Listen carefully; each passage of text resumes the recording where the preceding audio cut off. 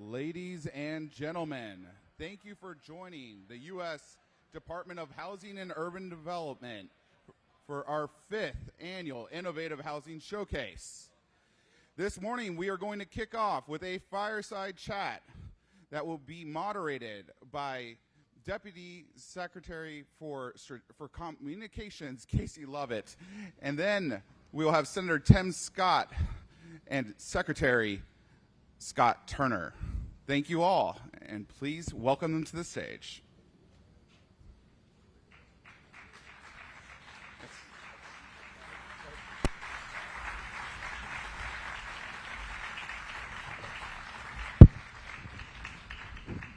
Good morning. Good morning. Good morning. My microphone may not have worked. Good morning. There they go. I like this side. This is great. I like this side. Good morning, everybody. Thank you for being here. My name is Casey, and I have the honor to moderate this panel.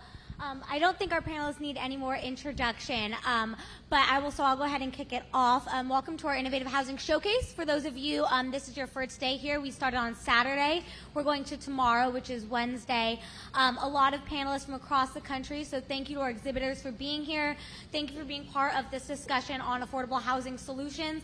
And thank you to America 250, who we have the privilege of partnering with to celebrate the 250th anniversary of our great country.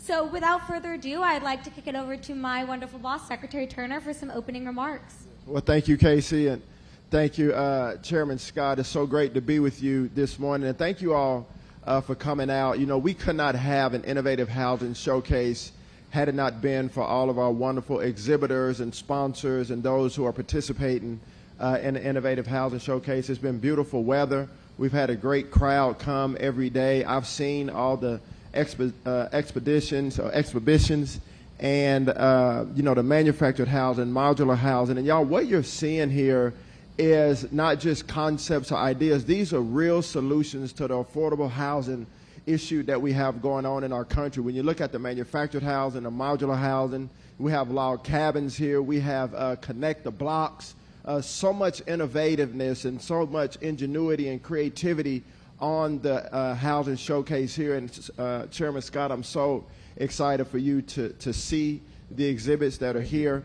But thank you all for coming. And, you know, this affordable housing issue that we have going on in our country, when you see the creativity on the mall today, these are people that are making tremendous investments, using their time, their talent, and their treasure to not only help us to build housing, urban, tribal, and rural, but to help Americans reach the American dream of home ownership. And so with that, I say thank you to all of you, and I want my dear friend, Chairman Scott, to greet you right quick.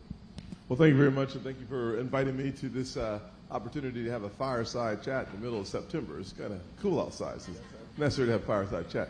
I'll say this, from my perspective, I cannot think of a more important conversation to have about the American dream than making housing more accessible for everyday Americans who are struggling to believe in our dream. When the average first-time home buyer today is at 38 years old, we are missing really important aspects to the housing conversation.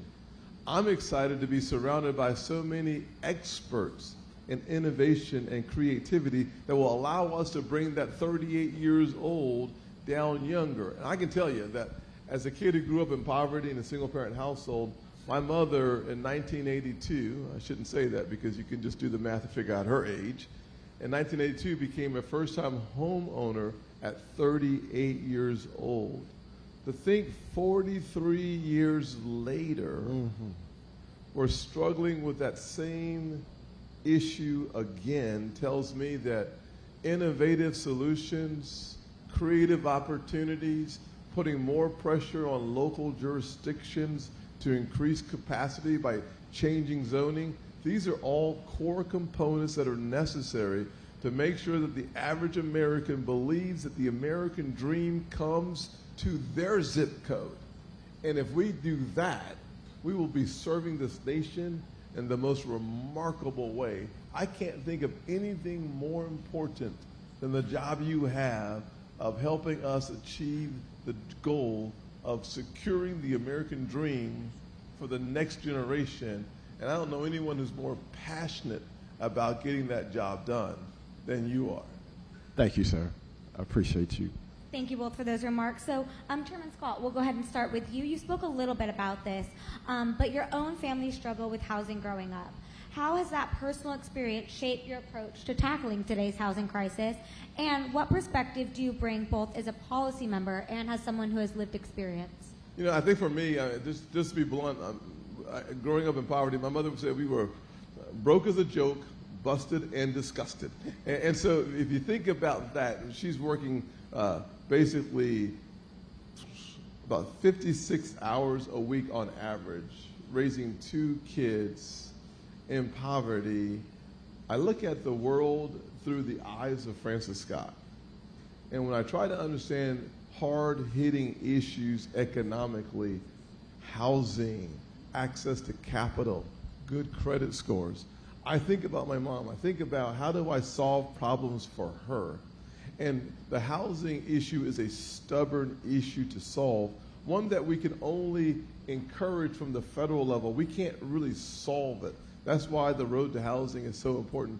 To solve the issue means engaging in every layer of government. It means engaging with the private sector. It means engaging with creative partners who are solution-minded for the everyday working person. It means taking a look at how the definition of a house, i.e. a home, really is. If we have that panoramic view of the entire issue, we start solving problems for Francis Scott. We start solving problems for single mothers today. We start solving problems for dual income households who are struggling to make the ends meet. We used to joke that we had way too much month at the end of the money.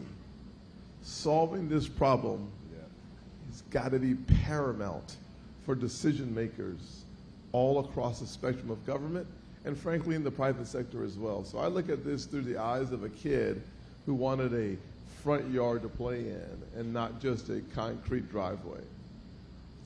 Very impactful. Thank you. Secretary Turner, over to you. Keeping with this kind of personal perspective, you too have a personal perspective to this conversation, not just as HUD Secretary, but as someone who knows the importance of home, stability, and community. Can you share a little bit of your personal testimony as well? Sure. And, you know, I just love Senator Scott and just his genuine, his heart for people. And I've met his mother, and she's precious. And they have a sweet, sweet relationship. And, you know, his mom worked very, very hard to raise her children and to show them a better way and not to depend on the government for sustainability, but to depend on the gifts and the talents that God gave her to give her children a better way. And you see the result of that with Senator Scott and just his life testimony, and he being my personal dear friend. I've seen it firsthand. And, you know, HUD works best when we are empowering people to live a life of self-sustainability and live a life of independence and not promoting this endless funding from the government for people. We want to be there to give people a necessary and an appropriate hand up out of the situation that they're in, but never to be an endless flow of funds to keep people where they are. You know, oftentimes myself and I know Senator Scott, we get the question, you know, well, how do you help people? Well, the best way you can help people is to help them to be self-sustainable. And that's our mission and our heart at HUD is to help people reach the American dream of home ownership and live these independent lives. And so I met a lady in Atlantic City Housing Authority a few months ago, and she was telling us the story that she had been there since 1973. She's 52 years old. There's 3 generations that has lived in this housing authority, this public housing authority, and it really broke my heart because she's an able-bodied, able-minded person, but the generations of her mother, her, and now her children living in public housing is not what it's supposed to be. It's not what America is meant to be, and particularly when you can teach people a skill, when you can teach people a workforce mindset and give them a heart to work. And so at HUD, that's what we're driving for, is to help people from a policy perspective, working with our members on the Hill, like Chairman Scott and others, to help people get out of government substance and live a life of self-sustainability. And I say that because that is really the heart that we have at HUD. And so I'm so grateful that we have this time now where opportunity zones have been made permanent to where we can help attack this affordable housing issue. And you're looking at the architect and the visionary of opportunity zones in Tim Scott. And so I think that Tim and his heart for people, his heart for our country, not only from a personal standpoint, but from a generational standpoint, is a big reason why we have opportunity zones. And his staff has been tremendous, Shay Hawkins and others. And so we together are partnering to bring opportunity zones to our country so that we can build housing, that we can build new operating business to help families to get on a trajectory that they've never been on before. And so I'm super excited about that, Casey and Chairman Scott. So thank you for your work on that and your heart on it. But I do believe the opportunity zones give us an opportunity to get, like this lady in Atlantic Housing Authority, to say, you know what, there's a better way. And so you want to add anything to that? Yeah, I think what you said is so important. I mean, I think about my grandfather, and when my mother was growing up in Charleston, she lived at Danny Jenkins Projects, which was completely 100% government subsidized. My grandfather always wanted to be a homeowner, and it took him into his 50s to get there. But she saw hard work everywhere. Sometimes we think that people who are poor aren't working hard. There are a lot of people who are poor working really hard for just too little. And so having a vision of moving from the projects into a rental unit, from a rental unit to becoming a homeowner, so that you're building equity, not just in America, but for your kids to see. And then you start this generational change where today my brother and I are both homeowners, and now my nephew, my brother's son, is also a homeowner well earlier than I. I became a homeowner in 2001. And it took me, I'm trying to do math in my head right now, it took me to be in the early 30s to get there. But here's the basic truth. In America, when the private sector partners with the public sector, we start not just changing a life, but we can have generational change, structural change in the way that we address and attack the problems. When we do that together, we start setting captives free, so to speak. And that, to me, is the blessing of public service, is to see a problem, not to think that I have the solutions, but to start listening to the private sector, start listening to builders and developers and local government officials, so that when we put legislation together, the legislation fits the problem because the solution came from the people who've overcome the problem over and over and over again. And that's what you see in the legislation that we were able to craft with the support of the Secretary. Speaking of that legislation, let's talk about it a little bit here. The Road to Housing Act is the first bipartisan housing package in over a decade. Every member of your committee contributed to it, and it recently advanced out of the committee with a 24-0 vote. So that is quite the feat, especially in today's dynamics. Wow. Yeah.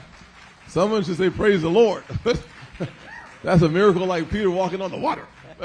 Listen, the way you get to that kind of victory is by having a remarkable staff that talks to the staff members of every single member on the committee, Democrats and Republicans, and then me having a conversation with every single member on the committee, Democrats and Republicans, and figure out where is their common ground.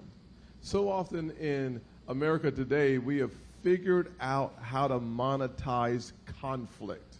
And so the images that you typically see on cable network, nothing but conflict because it's so darn profitable.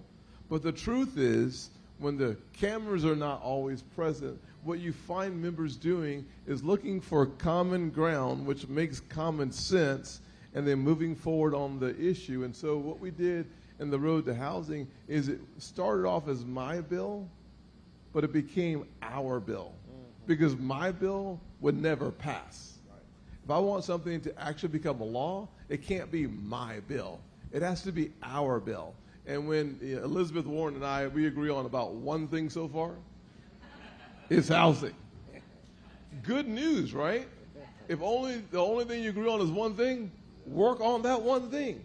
And so we got every member on the left and every member on the right to have a piece of the pie, and we were able to get the road to housing done. It would never have worked if it was just Tim Scott's bill.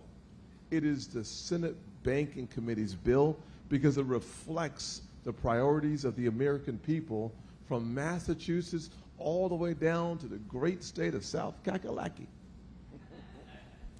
Wonderful. Well, Secretary Turner, speaking about bipartisanship, I know you always say, housing is not a red issue. It's not a blue issue. It impacts every American. Can you share your reflections on why bipartisanship is so important and what it means to this year's theme for the Innovative Housing Showcase, The American Home is the American Dream? Excellent. And, there's tension up here, but we're not bipartisan when it comes to football. Hallelujah. So all the Cowboy fans, please stand up. Ooh. I tried. I'm standing by myself. How about the Redskins? Any Redskin fans in here? Okay, there we go.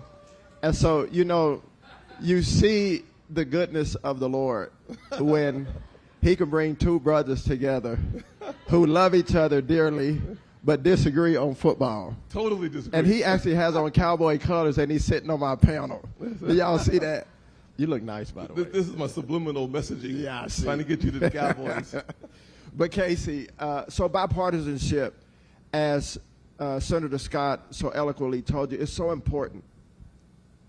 And one thing the Lord put on my heart when we were doing the Opportunity Zone in the first administration, the first Trump administration, where we were all working together. When you travel around the country with Opportunity Zones, and I had the opportunity to go to many cities around our great country in urban, tribal, and rural settings and meet with many stakeholders inside of Opportunity Zones. And one thing that the Lord put on my heart is that poverty doesn't have a party. Poverty is not Republican, it's not Democrat. Poverty is not black, it's not white. It impacts every individual either directly or indirectly. And one thing about poverty is no one wants to be in poverty on purpose. And so our job and our heart is to help every American to get out of poverty and to live a life of independence and self-sustainability.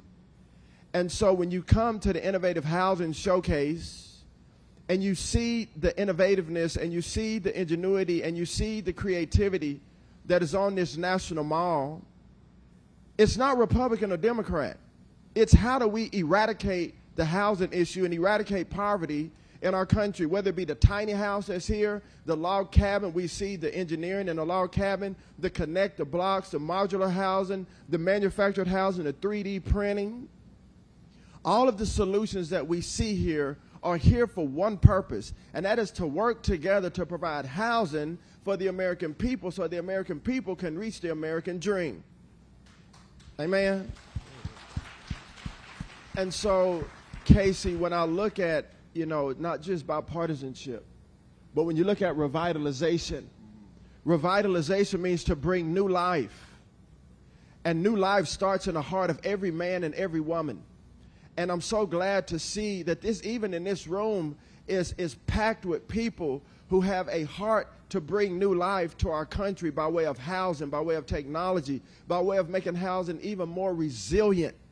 That's what I see in this room today, and that's what I see on this stage and in the exhibits that are on the mall today is people that want to see America not only to be great, but provide for the people that live in this country as it pertains to housing. When a hurricane or a tornado or a storm comes, I see the technology out here that says, man, we can withstand 150, 180 mile-hour winds. That's what I see.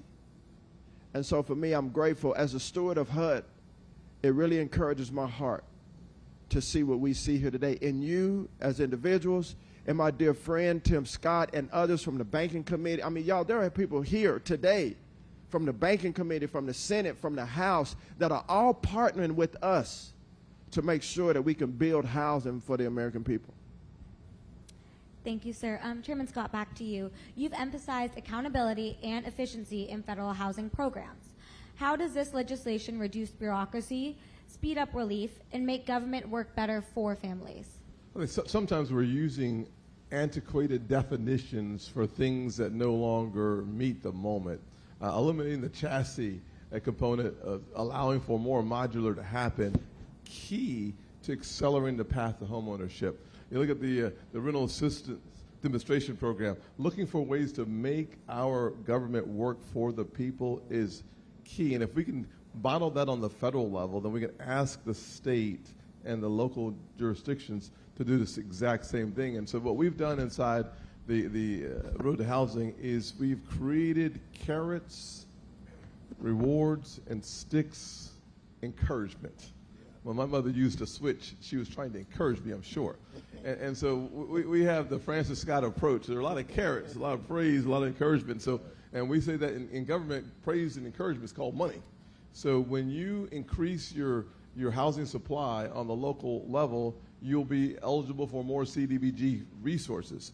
When you don't meet those thresholds that we set, you lose money on the local level. So we give it the jurisdictions who want to do the right thing. And this was an idea, once again, not my bill, not all of it will be my ideas. And this is an idea that came from Elizabeth Warren and John Kennedy. They worked together on legislation to create a carrot and stick approach, and we wanted to embed that. We have Senator Rounds and others who've worked in a bipartisan fashion to bring more focus on rural housing. But in this room, what you all are doing is taking the definitions that you knew were antiquated and obsolete, and you figured your workarounds. If we can just purge it from the from the regulatory standpoint, the federal, state, and local level, if we can eliminate the text from a legislative standpoint, it frees you up to be more creative and more innovative and to bring solutions to the marketplace faster.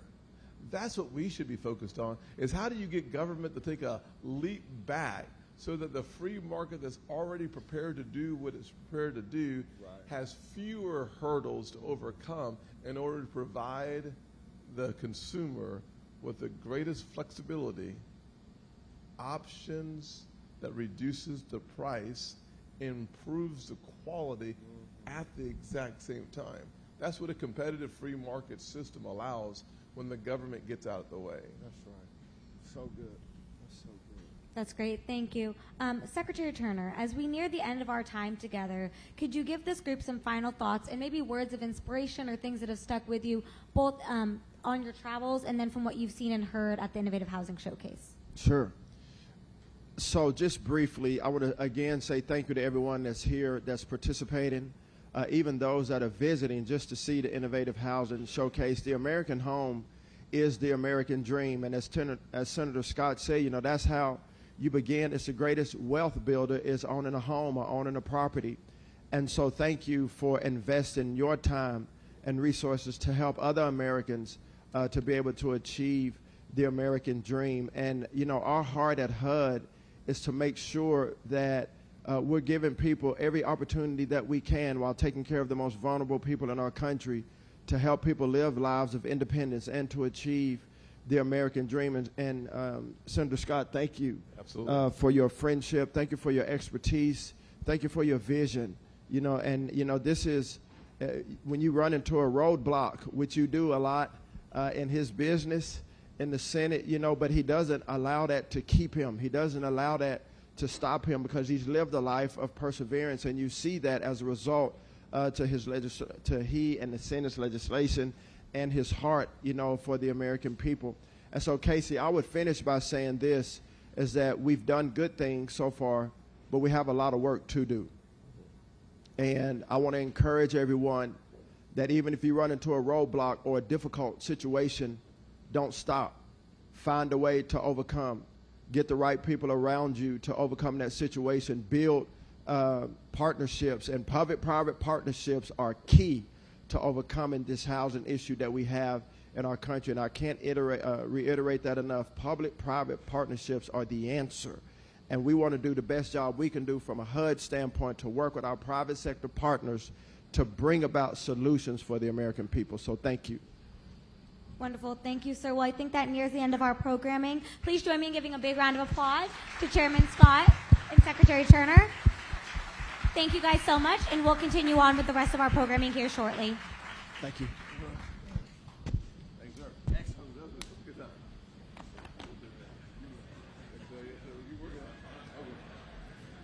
Thank you. Next up, we have Senior Advisor to the Secretary, Ben DeMarzo.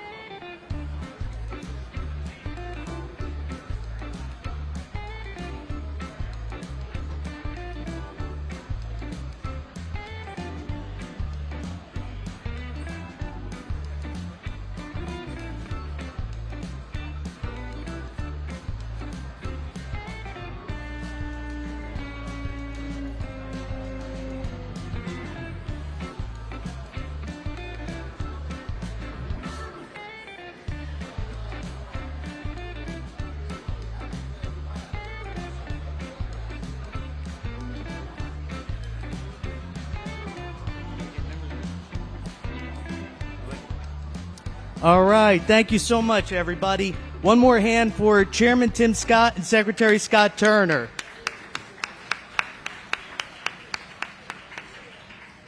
Thank you all so much. If everyone could take your seats, we've got our next panel right away. So for our next panel, we have our leaders on housing policy in the U.S. House of Representatives. I'd like to introduce Congressman Mike Flood. Congressman Flood was elected in 2022 to represent Nebraska's 1st District. He previously served as the youngest Speaker of the state legislature in Nebraska history. He was elected by his colleagues to serve as the chairman of the Republican Main Street Partnership, and he currently serves as the chairman of the Housing and Insurance Subcommittee on House Financial Services. He's really taken the lead on housing policy in the U.S. House. Please join me in welcoming Representative Michael Flood.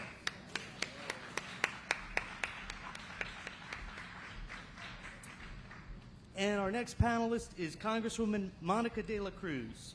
Congresswoman De La Cruz was elected as the first Hispanic Republican woman to represent the state of Texas, where she serves the Rio Grande Valley. She's one of the busiest members of Congress. In her first term, she passed 6 key pieces of legislation and has been a champion for law enforcement and agriculture. She currently serves as the vice chair of the Subcommittee on Housing and Insurance. Please join me in welcoming Congresswoman De La Cruz. I'll take the forward seat. Okay. All right, so Chairman, we could jump right into it. You've honestly done a lot on housing policy so far as chairman of the subcommittee. I know one of your major initiatives has been support for manufactured and modular housing. It was the second hearing you held for the subcommittee.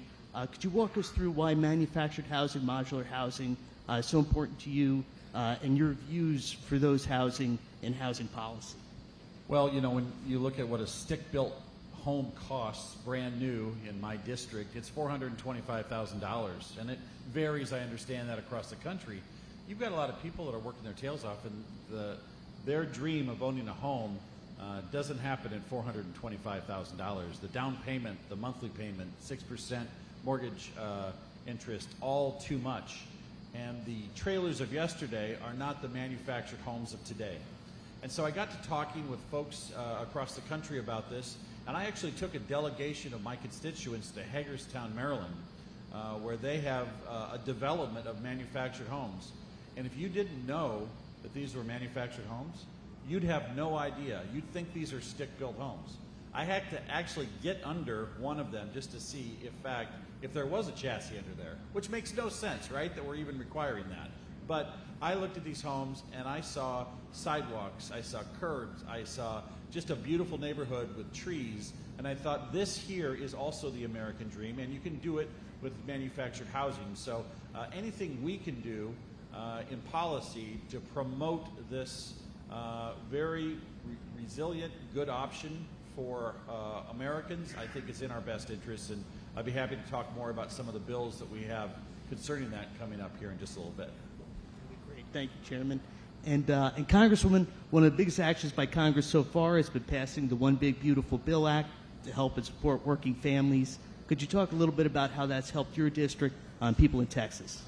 Sure. Well, the One Big Beautiful Bill has been instrumental in districts like mine that is over 80% Hispanic and has a blue-collar, hardworking community. Not only did it give really important tax deductions for hardworking families, but it also did something really important, and that is something called the Low-Income Housing Credit. And what that does is that actually helps our builders with tax credits to make it easier for them to build affordable houses. In my community, the average household income is just at $60,000. $60,000 is really tough to live on for families that tend to be larger. Hispanics have larger families, and so this credit was really important to keep housing prices down and keep down the prices for builders as they're making homes for communities like mine. And Chairman, I hear you speak often about Columbus, Nebraska, and kind of housing policy and model you've seen in Columbus. Could you tell the audience a little bit about Columbus and how you think it could serve as a model for the country? So Columbus is probably an hour north and west, mostly west of Omaha. And it has about 25,000 people. It's a growing community. They make almost all the syringes in the United States. They have a lot of manufacturing. They have 800 open jobs, and the number one barrier to filling those jobs is lack of housing. And so housing policy is economic growth policy. You don't get to fill those jobs if you don't have anywhere for those hardworking Americans to live. And so the city of Columbus is using its own money, its own sales tax revenue, its own property tax revenue. They're buying ground, they're putting the storm sewers in, they're building out the streets, they're making these lots available to developers at low cost, and those lots are then sold at a reduced price to people that want to build a home, that can afford a home with some equity on the front end. So, you know, communities are resorting to doing it themselves, which shows you how big of a deal this is. And in housing policy, if we play our cards right, we can eliminate the four horsemen of the housing apocalypse, which are, according to the way I see it, the NEPA reviews, the Davis-Bacon requirements, the Section 3 requirements on hiring folks that are unskilled, and then, of course, the Build America, Buy America stuff that increases the price. When you get those off the table, suddenly the home partnership program looks more attractive. It fits in the capital stack with LIHTC a lot better, and affordable housing developers will have more flexibility, and more options. Wonderful. Thank you, Chairman. And Congresswoman, you represent a very rural area, the Rio Grande Valley. We hear a lot of human stories about the struggle of affording housing, especially for young families. Could you share with us some stories you've heard and why this is such an important issue for you? Right. So as I mentioned, my district is over 80% Hispanic, hardworking individuals. We are along the border. Hispanics, as I mentioned, tend to have bigger families. That means more mouths to feed, and we got to stretch those dollars even more so in our community. In my community, the builders are being innovative. Recently, what they brought is 3D printing as one of the options. This helps make affordable homes for families. In fact, we just built our first 3D building for Starbucks. And so it's quite interesting to go into the building, and I think it is a blueprint of what affordable housing will look like for communities like mine. So we're excited to see that project and how it endures over the next couple of years. And our builders are looking at just one part of 3D building as how we can get affordable housing for communities like mine. Fantastic. Thank you, Congresswoman. And Chairman, you mentioned some of the regulatory barriers to building housing. You mentioned some of the burdens that builders face. Looking forward to the committee in the coming term, what do you think are some potential hearings or some actions you could take on some of those regulatory barriers and burdens? Well, manufactured housing, this is news for today. Congresswoman Houchin, who is on the Energy and Commerce Committee, her and I just introduced a bill today that actually removes the statutory requirement that the Department of Energy prescribe the energy standards for manufactured housing. This has been a barrier. I mean, one of the beautiful things about manufactured homes is that you can deliver them at a lower cost. Well, under the Biden administration, when the Department of Energy gets its mitts on you, you're going to end up with stringent requirements that up the cost of manufactured housing. Congresswoman Houchin's bill and mine will get the Department of Energy out of the manufactured housing space. And I will tell you, I'm also looking at introducing a bill that puts all of the regulatory authority for manufacturing or for manufactured housing in HUD so that we know where it's at. HUD is responsible in a lot of ways for making sure we have affordable housing and homes across America. They should be the sole regulator of this industry. And I think if we can take those two steps this Congress, just as it relates to manufactured housing, I think that's a significant step. John Rose from Tennessee, he wants to get rid of the requirement that there's a chassis in manufactured homes, which is a great step. The only challenge after that is that you've got a lot of states that have different requirements, and so it'll be a state-by-state process. And I think the last thing I'll say is I introduced my version of YIMBY, the Yes in My Backyard Act, where I think if we're going to send federal dollars to all of these municipalities across the nation, we ought to know what kind of position they take on zoning. There's a lot of cities out there that you can't build anything that's multifamily. You can't build in certain areas of town, and the zoning laws are not something we're going to be able or we should be able to change from Washington, but we ought to know if we're sending money to a community that's open to building housing versus a community that has essentially zoned it out of almost anywhere. They shouldn't be working with the federal dollars, in my opinion. Thank you, sir. Thank you.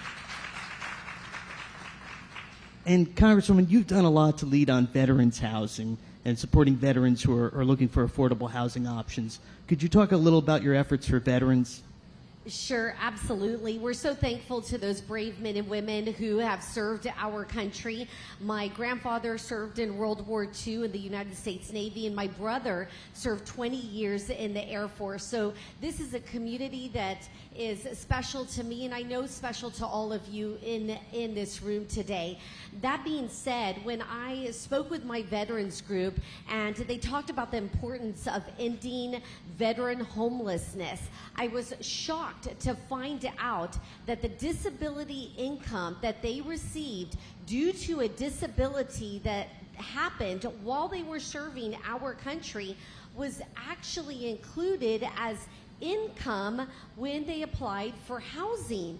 And I thought to myself, well, veterans didn't ask to be disabled. They don't want this income, but they were serving our great country and suffered a disability due to their service. So my team and I worked very hard to make sure that that was changed so that our veterans' disability income would no longer be included as part of the housing application. And what that's going to do is that's going to allow more of our veterans to qualify for housing, thus taking our homeless veterans off the streets and putting them into housing. Thank you, Congresswoman. That's wonderful. And Chairman, we've had a very busy House Financial Services agenda already so far this year. Could you give the audience just a little sneak preview, some other things you expect the committee overall to do this coming term just to support the market and the housing industry? Well, as you can tell, both Monica and I are very passionate about housing. I couldn't have been more pleased in the last 2 weeks how President Trump has identified housing as a priority. We've been talking about this. We've been holding hearings. In fact, our chairman, French Hill, has allowed me to have every hearing the first part of this year on the housing affordability issue. And so the Senate, quite honestly, delighted and surprised us that they put out their Road to Housing, which is a bipartisan measure. I can tell you that I've been working in a bipartisan manner with Emmanuel Cleaver, who is the ranking member of our subcommittee, and we are going to most likely mark up a bill later this fall that will put the House and the Senate both on record, hopefully, of what we want to accomplish, with the idea of, you know, if it was up to our chairman, Mr. Hill, having a bill that passes next June.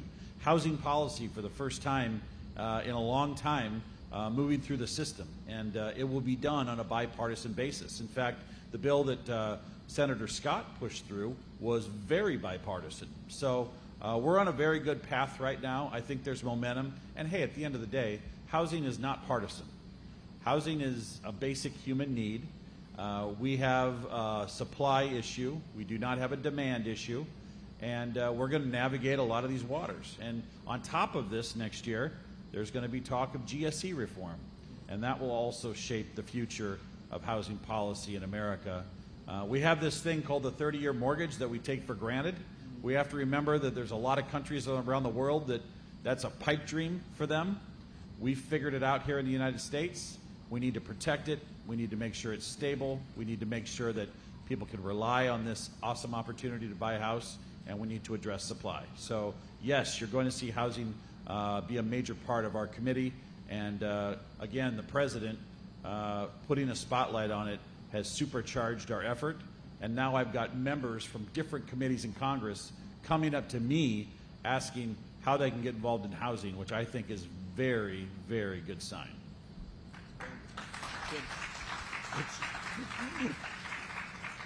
And Congresswoman, since coming to Congress, kind of a fun question, what's been the most interesting or unexpected thing about serving in Congress? What surprised you the most? Well, goodness, that's a loaded question. We better have a round of drinks, right? I'll meet you at happy hour at the bar. You know what? It's been the honor of a lifetime to serve as the Congresswoman of Deep South Texas, and being able to truly make a difference in our community. As a normal small businesswoman who had no political background, you always hear, oh, they don't do anything in D.C., nothing can be done. And when I got here and was able to work with hardworking congressmen like Congressman Flood, who are interested in important topics, who are making changes not only in their community but in America for the positive in America, has been the experience of a lifetime. In my own district, what we've been able to do is something with the 1944 Water Treaty, which was where we were able to literally save the citrus industry. And it's been an honor of a lifetime, many achievements, and I can tell you that a lot can be done up here in D.C. We've already proven it in the first 6 months with the Trump White House, and we're going to continue to deliver great results for Americans. Thank you, Congresswoman. And Chairman, you mentioned Congressman Cleaver. You've mentioned some other members. Who are some of your favorite members of Congress to work with, besides the Congresswoman, obviously? Well, Chairman Hill, I always say that the people of Little Rock are getting a great bargain for having him represent Arkansas in Congress. His knowledge, his depth, his acumen is amazing. One of my mentors is Tom Cole. He's the chairman of the Appropriations Committee. He's an old school House member that believes in the value of the House of Representatives as an institution, which, having been the former Speaker of the Nebraska unicameral, I buy into that very much. You have to support what you're doing. Other members that I think are just fantastic, obviously, and I could go through a lot. I'm next door neighbors with Erin Houchin from Indiana. I see her come in, like Monica, hit the ground running and just do great things. So I've made really good relationships in Congress, and I do think this is a tough business, right? Like, I go to schools and I say, who here wants to be in public service, and nobody raises their hand. And I understand why. I see the effect on my family. Who wants to do a job when people are yelling and screaming at you all the time? Like, if not for the relationships that you build with your colleagues, this is a very difficult job. And if you're in it for the right reasons, you're dealing with things that you've never had to deal with before because of the angst and the anger out there. And I hope that as a country, we can get beyond that. And that actually starts with my behavior. It starts with the way I treat people. It starts with the things that I do. And we need to model good behavior for the rest of the nation to deliver for the American people, because finding good people to do these jobs, that's very short supply right now because of the political environment. And I hope that's something that changes, because it's getting harder and harder and harder to talk people into putting their name on the ballot. And as Americans, we all lose. So that's my, I worry about that a lot. Of course. Thank you, Chairman. Thank you. And so, Congresswoman, what's your big takeaway on housing after the hearings you've had so far, and what are you hoping is the main thing that we could accomplish on housing in this term? Well, I was just telling Chairman Flood back there as we were waiting, it is so exciting to be part of this committee, and we have seen such great leadership from Chairman Flood and the focus from Chairman Hill on housing. Not only to have a hearing and talk, that's one thing, but to actually do and put in process legislation that will truly make a difference to all Americans. And as Chairman Flood mentioned, having the White House and President Trump say, this is going to be our focus, puts everybody on notice that not only are we going to focus in financial services on housing, but every single committee will bring to the table an idea and a process that will lift all housing up for Americans. So it's an exciting time to be the vice chair of this committee, because we are going to actually put in legislation that will truly make a difference in housing for Americans. And Chairman, you mentioned the Nebraska State Legislature briefly. What would you say is the biggest difference you felt so far serving in the legislature versus serving here in Congress? And what kind of lessons? Well, now remember, Nebraska has a nonpartisan unicameral. It has state senators and a speaker. It doesn't have a House and a Senate, and I was its speaker. Being the speaker of the Nebraska legislature is like herding cats on methamphetamine. Because it depended on what time of day or what the issue was or what the coalition was. You may have a bunch of Omaha senators with a bunch of folks from rural Nebraska against the Lincoln senators. So there is no party discipline in a legislature like Nebraska. There's no whip. There's no conference committee. So you come here and you're definitely part of a conference. You're on a team. The team has goals, and you're pulling in the same direction, which, for a state Nebraska size, a unicameral makes sense. We've got 2 million people. I like to think of it as a very effective large city council. When you've got well over 300 million people and you're the world's sole superpower, you have to have a system like we have here to be to be efficient. But I'm 3 years in, and I told somebody when I got here after 18 months, I think it takes 5 years to be at your full stride. Anybody tells you they've got it figured out after a few months is lying to you. You know, there's still things. If you're doing your job right, it takes 5 years to be at your absolute full stride. And, you know, I'm 3 years in. I'm enjoying it, but I'm still learning. And I look at members like Tom Cole, who's been here 23 years, 24 years. That's the standard of excellence in a body like the House of Representatives. He understands how the pieces fit together. And so, as much as I'd like to say I've got it all figured out, I'm still learning. Thanks. And Congresswoman, you mentioned serving, you know, now under the Trump administration. What kind of differences have you seen since the Trump administration came in? How has it been a different experience in Congress? Well, first, I just want to say how impressed I am. 5 years, Chairman Flood. That's pretty good. I've only been here 3. I'll tell you what, it is a complicated system, and I think that us serving under Trump 2 is so valuable because it takes time to learn all of the pieces. And so I think that under Trump 1, he learned how the pieces fit. Now he's able to truly put the puzzle together. And I think that's why with a very thin House majority and a very divided Congress, him along with Speaker Johnson have done remarkable work in being able to herd the cattle in to pass significant legislation.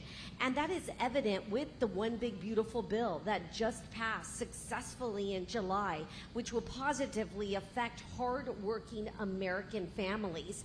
But that's not the end. That's the beginning. And what we're talking about today is housing. I have no doubt that the pieces of legislation that Chairman Flood will put on in committee and that we will mark up will be put on the House floor where we will be able to make a great impact on housing in America. And it's really exciting to be part of Trump 2 because I think, as Chairman said, he's getting that opportunity to use what he learned in Trump 1 and actually push through legislation that will truly make a difference. It's exciting. And so, Chairman, you know, kind of looking forward, what are you most excited about? You're going to go tour and see some of the houses. What are you most excited about seeing here today? Well, I think it's just amazing how these manufactured homes look like stick-built homes like you would see a traditional contractor build. You know, it doesn't matter what your income level is. It doesn't matter what your background is. Everybody wants the same thing. They want a house that they're proud of. They want an island in their kitchen. They want bedrooms for their children. They want a mudroom. They want all these things. And, you know, manufactured housing has accelerated way beyond anything that I think its detractors have ever given them credit for.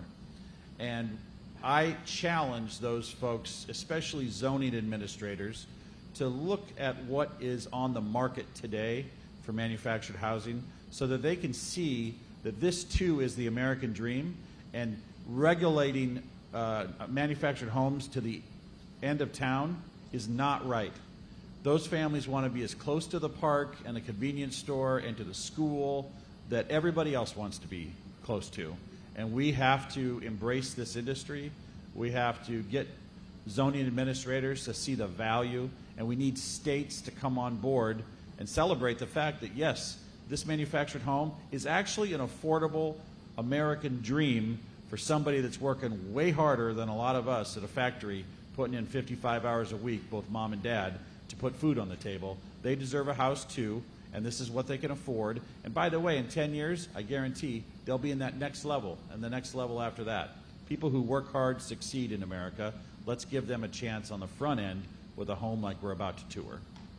Fantastic. What a wonderful way to end.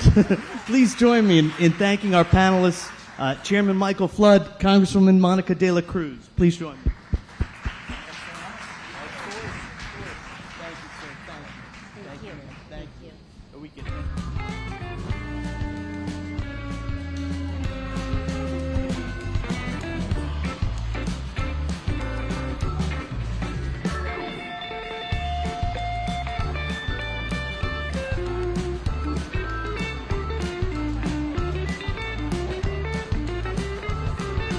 Ladies and gentlemen, thank you so much.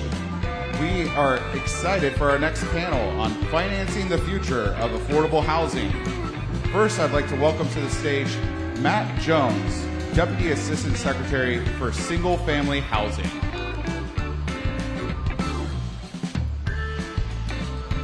Good morning, everyone. Moving right along here to the next panel. We're excited to talk about the world of housing finance, something that I'm very passionate about personally, and we've got a real expert panel of mortgage policy experts that have been around this for a long time. Obviously, you've got a whole bunch of impressive examples of what's possible in housing construction out there on the mall. Someone's got to finance those, and as I know you know, there's all kinds of debates and battles behind the scenes on how we can make that financing possible and how we can do more of it. So without further ado, I'm excited to introduce our expert panel today, starting with Dennis Shea. Dennis Shea, who many of you know, is a former HUD Assistant Secretary, as well as a former Deputy Trade Representative in the first Trump administration. Currently, Dennis is the Executive Vice President of the Bipartisan Policy Center and a chair of the Terwilliger Center for Housing Policy, as well as Jeb Mason. Jeb Mason is a former White House and Treasury official and currently partner at Mindset, a bipartisan consultancy and policy advocacy firm. Thank you, gentlemen, for joining us, and excited to get started. Thank you. Glad to be here. So, as I mentioned at the top, there's so much out there that's exciting about what's possible in housing. The financing component is, of course, an issue that we have the ability to work on at FHA as well as a bunch of other federal agencies. And, I think a lot of people don't realize today the world of mortgage lending, particularly true in the single-family side. These firms have become compliance shops that happen to do mortgages, and the collective impact of that regulatory corpus over everything we do, we're talking about $2,000, $3,000, $4,000, $5,000 of additional cost that gets layered on and passed through to that first-time home buyer, the communities we're trying to serve. So I guess to get us started, as we're looking at opportunities to cut that red tape so we can hopefully push through and improve housing affordability across this country, what are some of those opportunities that we can look at HUD and hopefully tackle during this administration? Yeah, I think you framed it well. Compliance shops that masquerading as mortgage companies, I think, is maybe one way to put it, and I like that. Look, there is an inherent, I think, challenge when it comes to FHA in that it is inherently, by its design, a subsidized lending program, and it's worth sort of acknowledging that and recognizing that means that we've made a public policy choice to encourage home ownership, and you're going to have some homeowners that have a higher incidence of default and higher severity of default. And we want lenders to be making loans to these people that are at the margin that can be successful in sustaining home ownership over time to boost home ownership in the country and all the, I think, attendant benefits that comes with that. And so when it comes to FHA's business partners, I think it's important that they be treated with, a certain amount of respect, recognizing that they are helping fulfill the public policy mission in making loans to these folks. And we shouldn't be shocked then that you have some of the attendant challenges of higher incidences of default. And so I think, FHA and other regulatory agencies being really effective partners with the industry for how we both originate and service these loans and deal with the occasional default is really important. And so I think policy certainty and stability is really important. Another big challenge, I think, for any administration is you can't bind the hands of a future administration very easily. And so I think this administration, the Trump administration in its first term, for instance, executed the MOU with DOJ on False Claims Act liability, which was, I think, a really meaningful step towards trying to encourage more participation in the program. There was progress made on lender-level certifications, loan-level certifications. Progress has continued to be made in defect taxonomy since then. And so I think you want to pick up where we left off. Now, I think because of this dynamic that it is difficult for any administration to bind the hands of a future administration, and there is a continued fear you know, the global financial crisis casts a long shadow, I think, in the minds of a lot of lender servicers, and there is concern that there will be gotcha played by a future administration who might see it in their political interest should there be a housing downturn or rising defaults, and for going after the institutions, because, you know, in today's populist age, that can be a populist thing to do. And I think it's useful if policymakers really on both sides of the aisle recognize that, and then also Congress could take a look at this, for instance, on False Claims Act, and try to give more policy certainty and stability for lenders going forward, assuming, of course, that we want to continue to encourage a high-level participation in the program, a lot of liquidity for servicing rights, and continuing lending to people that are on the margin of being able to qualify on their own, but do have a higher level and incidence of default. And Dennis, we know a lot of these regulatory burdens are not just FHA requirements, right? There's a whole bunch of other agencies, and also not just the federal government. At the state and local level, there's a lot of red tape that's often layered on as well. And what are some of those other challenges?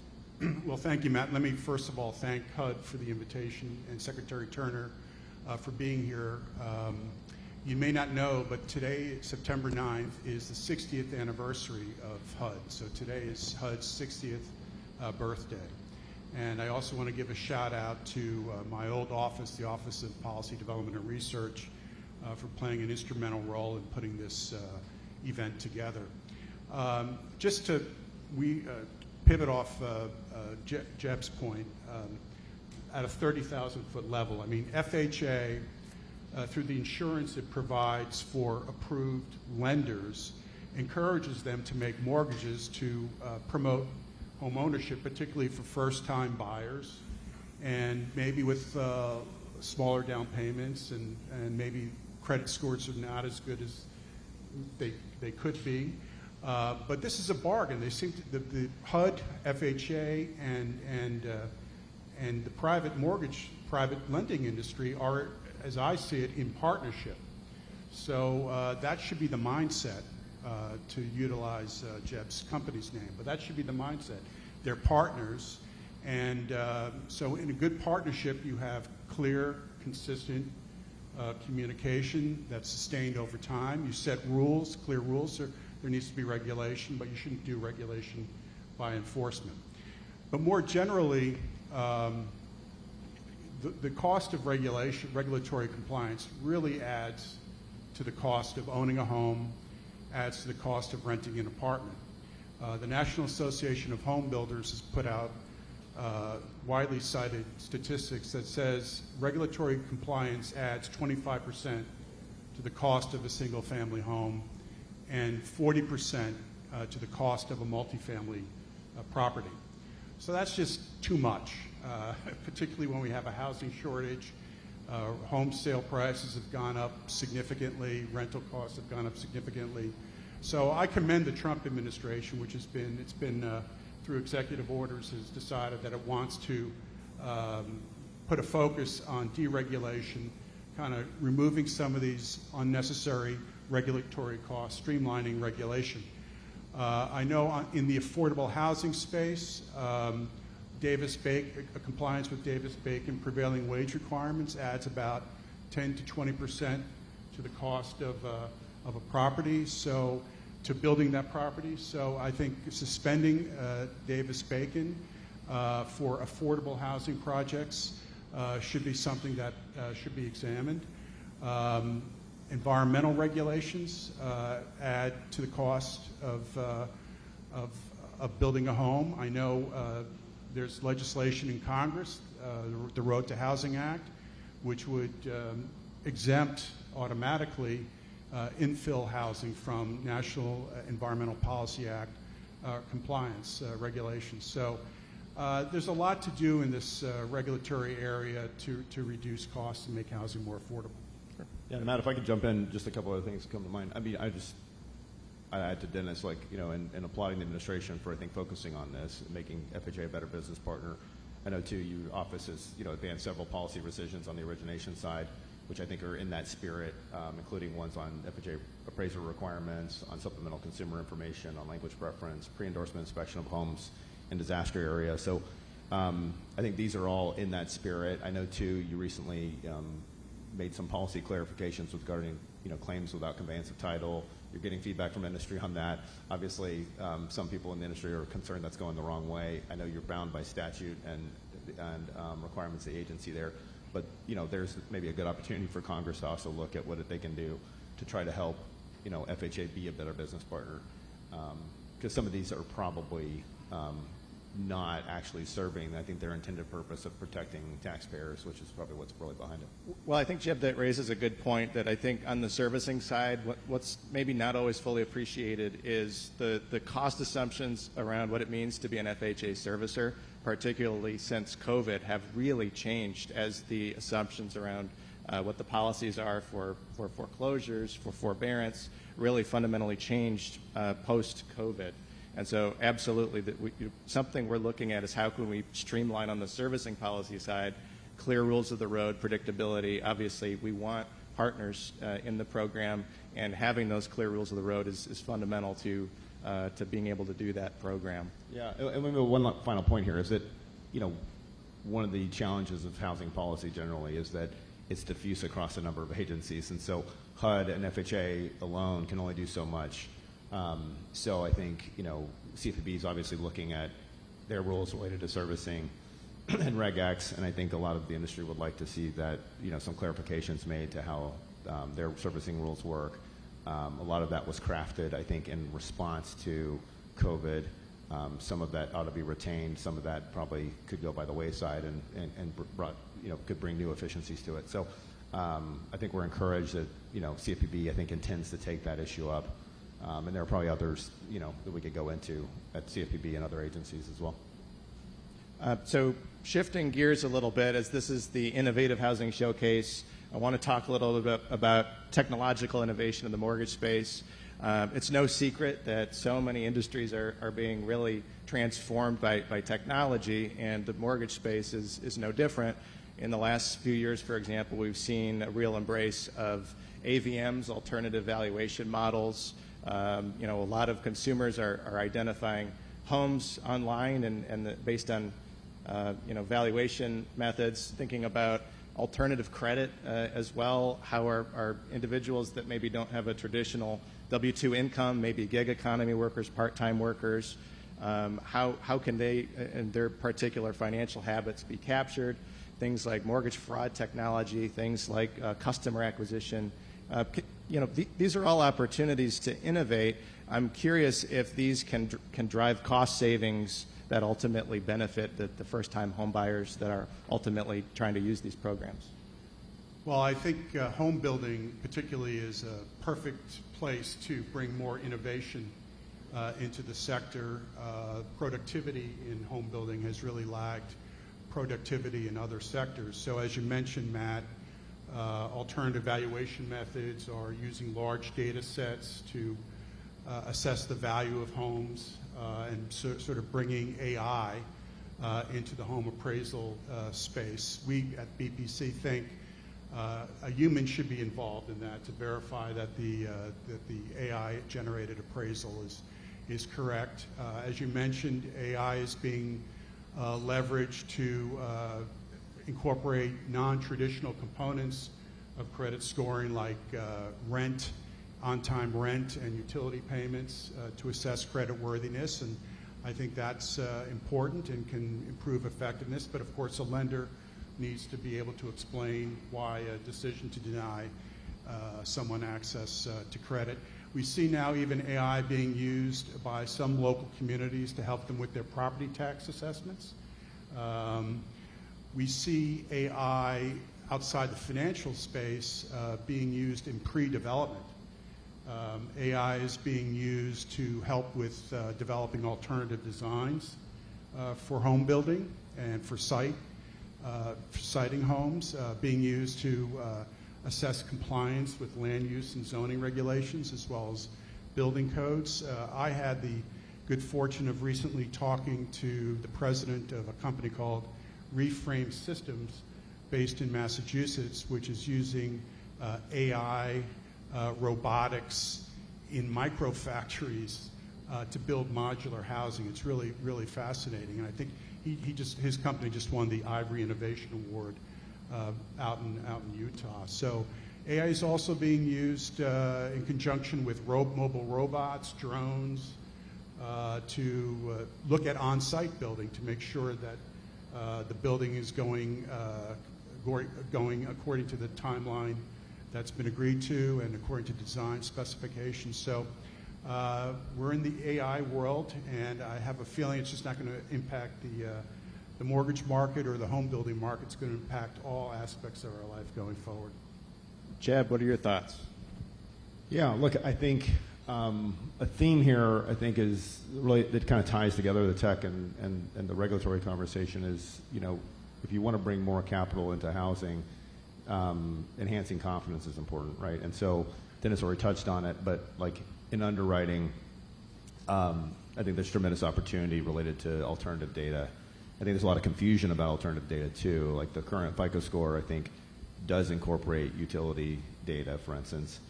It doesn't incorporate rental yet. So you have two new scores from both VantageScore and from FICO that would incorporate rental data, but only to the extent that data is existent in the credit file. So, a good place, I think, for policy focus upcoming is how do we get more of that data reported into the credit file. Companies like Built Rewards and Isuzu, for instance, are working on things like that. So I think those are really positive potential, but I think it's only by having the best, most accurate, most predictable data that you maximize credit availability to worthy homeowners without increasing risk, right? And so it's like know your risk is a key theme here. I think trended data has real promise too. I mean, there's a difference between someone that, for instance, has their utilization spike periodically, but then pays down their credit card as an example, but and someone else that is using it to roll over and over again. And so by looking at, rather than just a snapshot in time, but a broader set of data, we can actually, I think, we can either continue to lend to the same universe of people with a much lower default rate. I think estimated trended data could lower defaults at FHA by 25% or more. Or you could expand credit availability to that many more homeowners without increasing the risk to taxpayers and incidence of default. So a lot of potential promise there. I think, specifically like what would be needed, like in that case is, Ginnie Mae, I think, adopting additional data fields into their system so that you could actually include additional scores. You already hit on ABMs. So I think, there's a great deal of promise I think that technology can bring and larger data sets to making sure you understand the collateral value and making sure that's as accurate as possible. And so in some ways, I think the mortgage industry was set back a decade in terms of its technology development because of the global financial crisis and the response related there too. And so, there's a time now, I think, where we can take advantage of a lot of technology. Lastly, just, going back to something I mentioned before is we have rules in place, I think, that actually tend to slow the pace of technology and its ability to, qualify borrowers and get them clarity on what they can afford quicker. And so there's room for improvement at CFPB and elsewhere, I think, to help look at RESPA and some of the other rules that have historically, deliberately drawn out that process so that you can get closer to, the vision I think that a lot of people have of much more tech-forward mortgage where,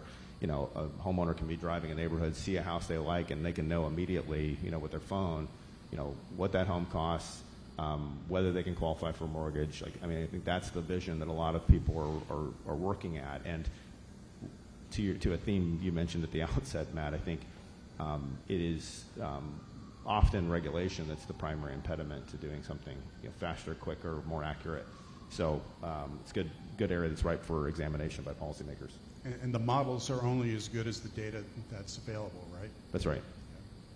So I'd be remiss in this conversation not to talk about the big beautiful bill, which we're super excited about its potential to supercharge the financing on single family and multifamily. I think one element of the law that maybe hasn't gotten enough coverage is the renewing of the deductibility of mortgage insurance, which in the FHA book not only provides an affordability benefit for FHA buyers, but also a cost savings from a tax standpoint for current FHA borrowers. who have been in the program perhaps for years. So I know we're really excited about that provision, making it permanent. What are some other items, either single family or multifamily, in that law that are going to supercharge the ability to finance the construction of all this housing? Well, at BPC where I work, we don't like reconciliation as a process because it's inherently not part of it's partisan. So, but the One Big Beautiful Bill Act is fantastic for housing, in my judgment. First of all, it permanently updates, and permanently expands the Opportunity Zone incentive, which has been shown to have raised tens of billions of dollars of private capital in these opportunity funds that have in turn been deployed for housing. I've seen estimates ranging from 200,000 to 300,000 homes have been built as a result of the incentive since 2018. So it's been the Opportunity Zone concept. It's been updated to sort of target more lower income communities and rural communities. So that's a big plus. The One Big Beautiful Bill Act also permanently strengthens the low-income housing tax credit, which is our most important affordable rental production program. It incentivizes private capital to come in and build affordable rental homes. So it does that by making these 9% credits. It increases them by 12% permanently, makes it easier to use the 4% housing credits by reducing the private activity bond test. These are housing nerds in here, so this is not too complicated. That's the point of this panel. From 50 to 25%. So estimates suggest that that those two provisions will create 1.2 million affordable rental homes over the next 10 years. The bill also permanently authorizes the new markets tax credit, which is used for economic development in low-income communities. It can be used for a variety of purposes, including housing, mixed-use housing, and affordable single-family for-sale housing. So that's a win. So at BPC, we're very, very positive about the One Big Beautiful Bill Act. We hope Congress takes up at some later date something called the Neighborhood Homes Investment Act, which is a tax incentive to encourage private investment in for-sale homes, to rehab and build homes that would be owner-occupied in distressed communities. And the whole point of this is that we're leveraging the tax code to encourage more private investment in affordable housing. We're not going to solve our supply shortage with government action alone. We need to get the private sector more involved. So opportunity zones, LIHTC, new markets tax credit, Neighborhood Homes Investment Act, not in the bill, but maybe in the on-deck circle. All those things would do that. Chip? Yeah, just back the lens out. I think President Trump came to office last year. We were telling clients that, look, really housing policy and housing affordability, we think, is registering as a political issue like no time I've seen since at least the global financial crisis. And so I think there's a lot of opportunity in that. And while Dennis is right, like the way the chips fell in the election, you've got unified Republican government in the White House and both chambers of Congress. Inevitably, you're going to use reconciliation procedures for some of this. And so that's an inherently partisan process by its nature. But it's important to point out, I think, that these provisions, to Dennis's point, aren't partisan. They're bipartisan. In addition to the ones he mentioned, which was a good list, bonus depreciation, the bill, I think, permanently restores 100% bonus depreciation rate for certain property placed in service after January of 25. That'll allow multifamily investors to immediately write off various items like appliances, HVAC. So that helps with just the cost of producing new housing, which is really the best way we're going to address affordability, is just building more. And qualified business and income deduction, also the QBI for pass-through entities is increased from 20% to 23% and made permanent. So commercial, multifamily, investor-owned, single-family rental operators can benefit from lower effective tax rates on the rental income and development profits. And again, so if you do that, that's, that may sound like just a benefit for the owners, but it actually helps more projects pencil out and encourage people to deploy capital in support of new housing production. Let me also make a pitch for the Road to Housing Act, or something similar to that, Matt. This is legislation. I view the One Big Beautiful Bill as Act 1, and Road to Housing or comparable bipartisan legislation as Act 2. This is legislation that was marked out of the Senate Banking Committee 24-0. Now you don't see that a lot in Washington, D.C. A bill where members of both parties got together and said, we're going to try to do something to improve housing supply, reduce regulations, and make housing more affordable. I wouldn't say anything in that bill is like a Aaron Judge or Shohei Ohtani provision, like a superstar provision, but there's a lot of stuff in the bill that are like 260 hitters, 270, like 20, 25 provisions that could really make a difference. And one of them is removing the permanent chassis requirement that's in the National Manufactured Housing and Construction Safety Standards Act. Manufactured housing is required to be built on a permanent chassis and then transported to where it is. But in fact, many manufactured homes are laid on a permanent foundation. So this permanent chassis requirement has been used as a kind of a blocking device by local communities. It also has added costs to constructing a manufactured home. So removing those words from the statute would be a significant thing, and really improve access to manufactured housing, which is frankly our most affordable, unsubsidized source of housing in the United States. So one topic I also really want to make sure we get to is the topic of accessory dwelling units.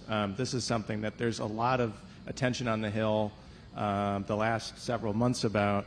I know I personally have a friend that has an in-law in-law suite that's attached to the house. Sometimes it's like the conversion of a space in the garage or something like that. And one thing that in the FHA program we've really looked at really closely how we can maximize the potential is ADU financing. So we allow, for example, the prospective rental income. So if you're going to buy a house that has an ADU and you're going to rent out the ADU, you can use a portion of that income to qualify to purchase the house. And so it's an opportunity that will make more sense in different types of markets than others. But again, given the affordability challenges, these are the types of things that increasingly are getting a lot of attention. Have you all been tracking this issue, and is there potential there to maybe further expand what's possible within attached ADUs, detached ADUs, or maybe what are some other topics along those lines that are kind of innovative ways around the box to be able to afford a home? Well, ADUs are a big deal these days, as you point out, Matt. I mean, California has passed like 6 different ADU laws over the past decade.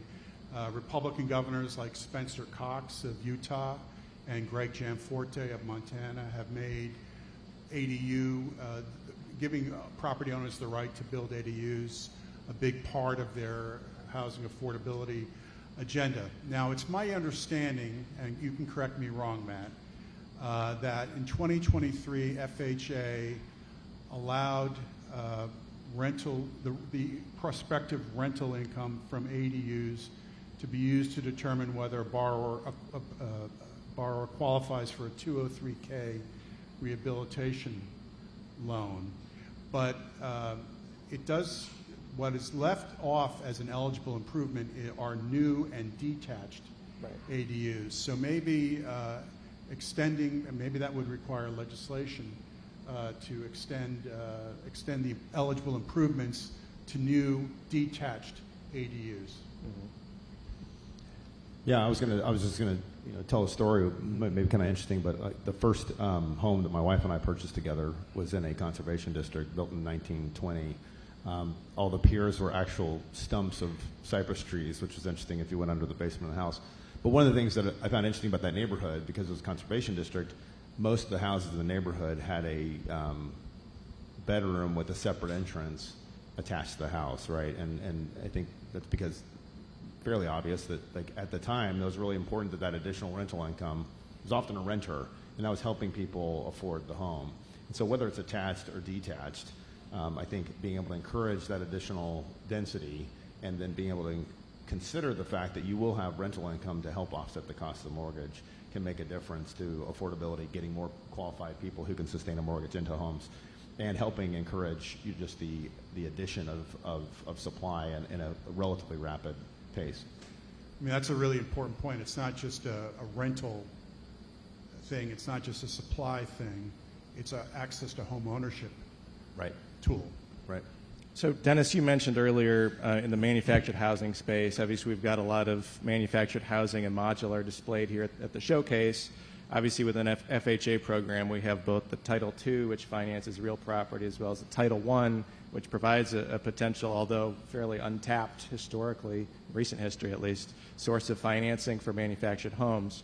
What are some of the challenges for either of you in the manufactured housing financing space, and how can we potentially tackle them? Well, I guess some clarity around financing. My understanding is that most manufactured homes are titled as personal property, about 80%, and 20% are titled as real property. And if you want to get a mortgage, you have to retitle it as personal property, and how to do that varies state by state. So I think overcoming that obstacle is really important. I think local zoning regulations often prohibit manufactured homes in single-family zoned areas. We did a little case study at the BPC on Jackson, Mississippi. They had a local law that prohibited mobile homes from being in the community in single-family zoned areas, when in fact these are mobile homes that are based on 1970s definitions. So they changed that and have allowed manufactured housing, beautiful manufactured housing, in the communities. So I think the biggest stigma from what I've heard, biggest obstacle that I've heard from people in the modular housing, manufactured housing business is stigma associated with the product, consumer lack of education among consumers. So I think a big part of this effort here today is to show these are beautiful homes. They're just like any kind of site-built home, and they should be welcome in any community. And the manufactured homes, as I understand, the price of a manufactured home is about 1/4 the average price of a site-built housing. So this is an incredibly important source of affordable housing, unsubsidized, in the United States, that we need to tap to make sure to help us solve the supply deficit problem that we have. Yeah, I pick up on the theme from earlier too. Like in Title I and Title II, both for personal property and for real property loans, I think servicing conveyance changes could be looked at. I think in Title I, lifting the origination fee cap would help more of those personal property loans be made. I think that aligning FHA inspection requirements with HUD's inspection requirements, similarly their foundation requirements with HUD's, are things worth examination, not to put you on the spot. And, there's some limits on or prohibitions on financing of relocated homes that I think you could look at too. But look, the good news is I think there's a strong bipartisan recognition that we have a housing supply challenge and an affordable housing supply challenge. Manufactured housing probably represents the most affordable housing ownership option out there. It's also true that if you want to make a dent in this problem, not to be political about it, but inside the next 4 years, you're going to have to look at factory built and just taking advantage of the efficiencies that are there.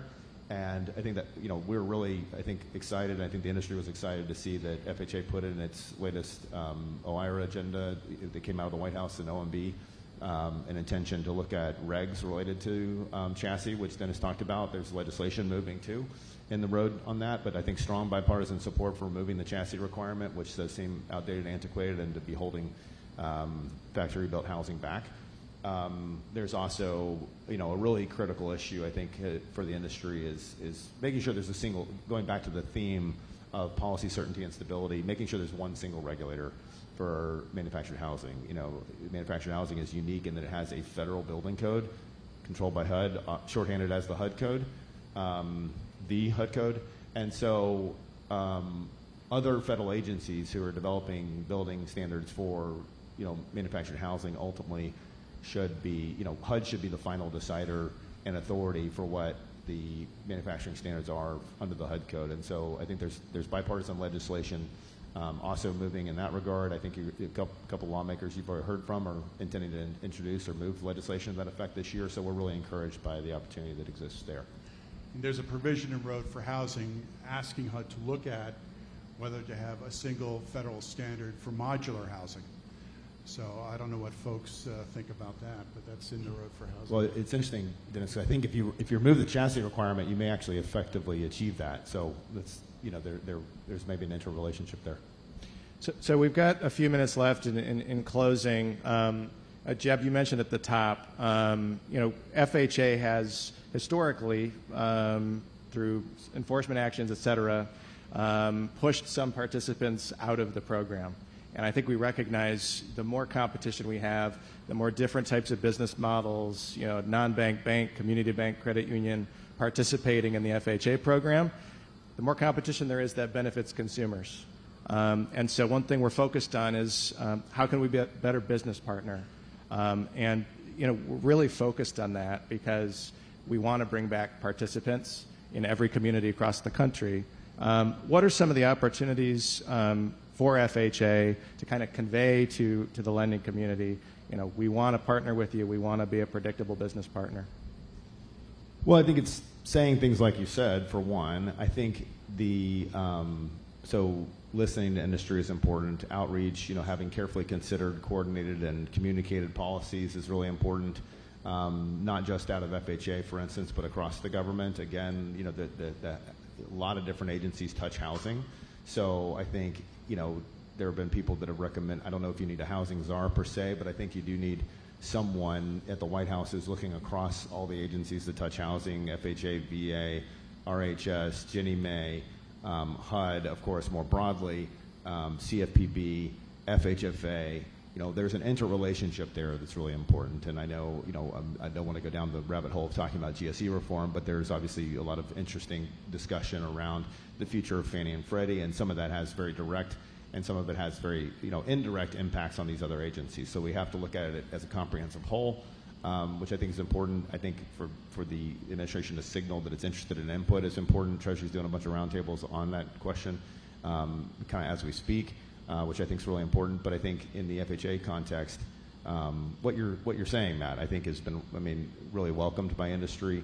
I think continuing to, you know, there's been some hand-wringing, I think, about servicer liquidity, but one of the best ways to address servicer liquidity is have more people interested in servicing FHA mortgages. And so now there's only so much you can do, though, from your seat at FHA, candidly, I think. Not to say you shouldn't do everything you can, but, you know, I think banking regulators, for instance, can play a role too. This administration has signaled an intention, I think, to finalize what was once thought of as the Basel III regulations, and I think it ought to do so. But it needs to look very, and it's also signaled that the treatment of mortgage within that complex is an important thing for them to examine. So I think that would be really welcomed. I mean, there's the treatment of warehouse lines for banks. There's the treatment of MSRs for banks. There's the just general capital and liquidity rules. There's the treatment of securitizations. And so there's, I think, a lot of opportunity within that rulemaking to make a dent in terms of the attractiveness for banking institutions to be in mortgage. And as you know, a lot of times originators don't necessarily know at the point that they have an initial dialogue with the consumer what their execution channel is going to be. So it could be FHA, it could be conventional, it could be non-conventional. So I think a coordinated housing policy would make a big difference, and transparency, policy certainty, as much as you can muster without Congress is key. And then Congress also ought to play a role in helping creating that additional layer of policy certainty and stability that can transcend any single administration. Any other thoughts, Dennis? No, I mean, I think, as Jeb said, you said it, being a good partner, being transparent, being a good communicator, setting clear rules going forward, and communicating frequently to your partners, and viewing, the lending industry as your partner in promoting home ownership, and particularly first-time home ownership, is a critical to the way of thinking. And Jeb mentioned GSE reform, where this is not what this topic is about, but there is a contemplating at the exit of the GSEs from their 17-year conservatorship. So part of that is, what is the GSE lane? What is the FHA lane?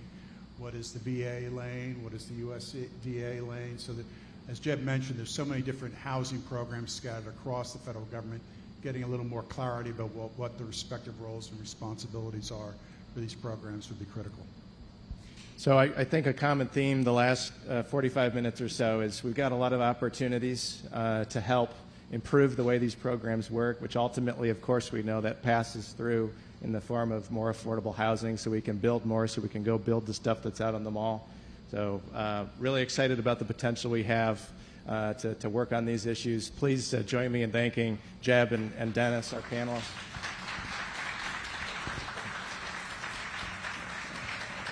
And we hope you all enjoy the rest of the showcase. Thanks. Thanks.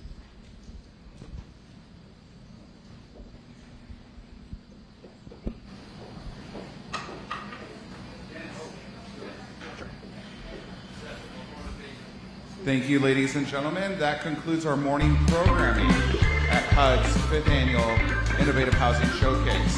We will be resuming at 1 p.m. and we have some special guests coming, so you're not going to want to miss it. Don't go too far, and we look forward to seeing you at 1 p.m. What do you want up here? Oh, we're doing a picture.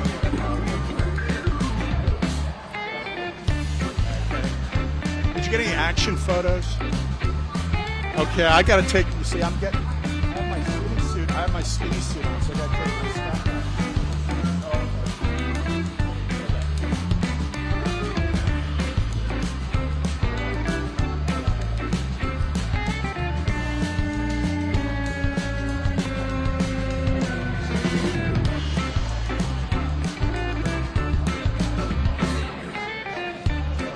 Yeah.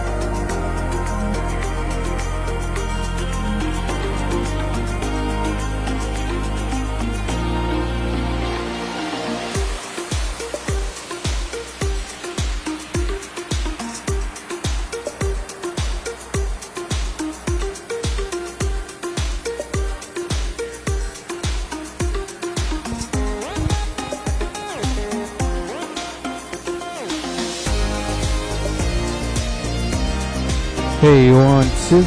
Yep, 1, 2. Yep, 1, 2. Hey, hey.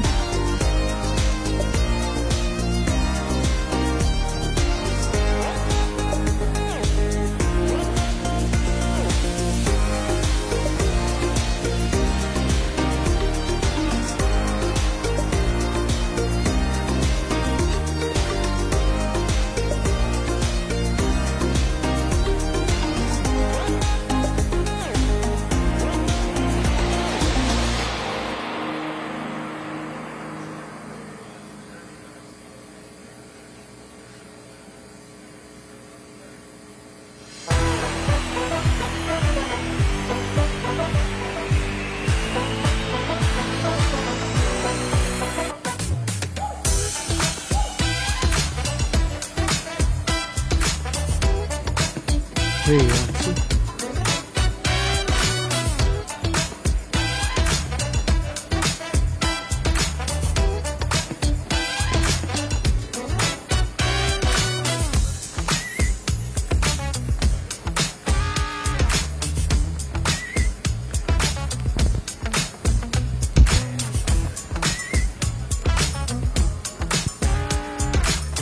Hey, 1, 2. 2, 2, 2, 2. Hey, hey.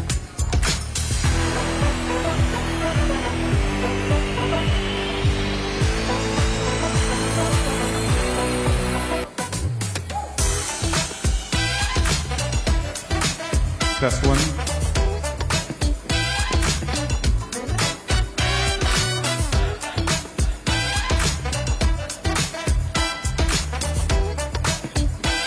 Hey, 1, 2. Yep, yep.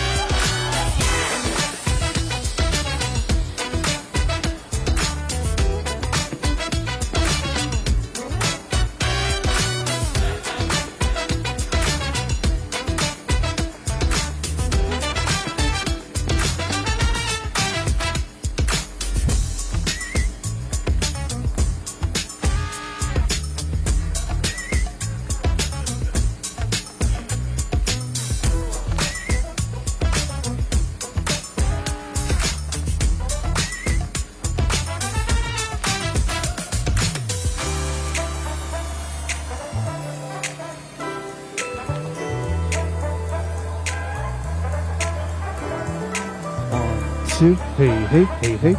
Yep, 1, 2, 2, 2.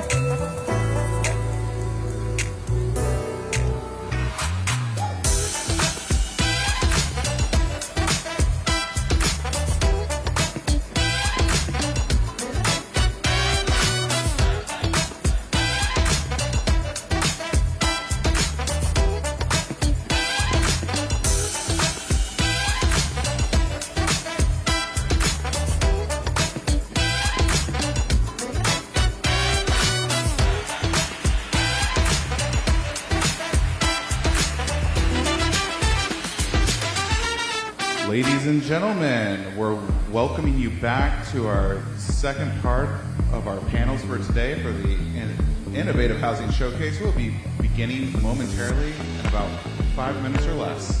Thank you for joining us.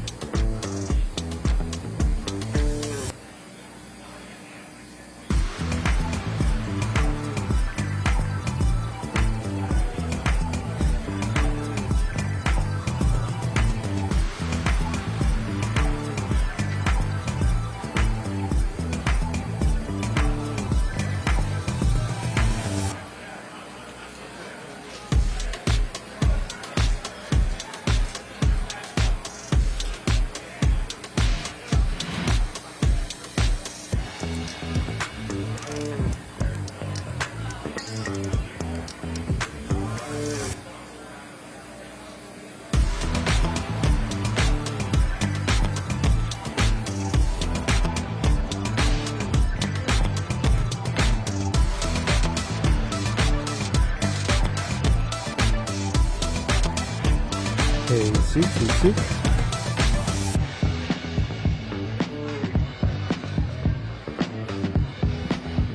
Hey, 2, 2, 2.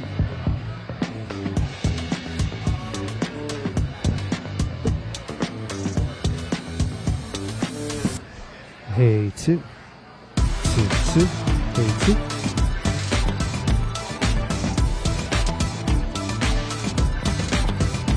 Check 1, 2. Check 1, 2.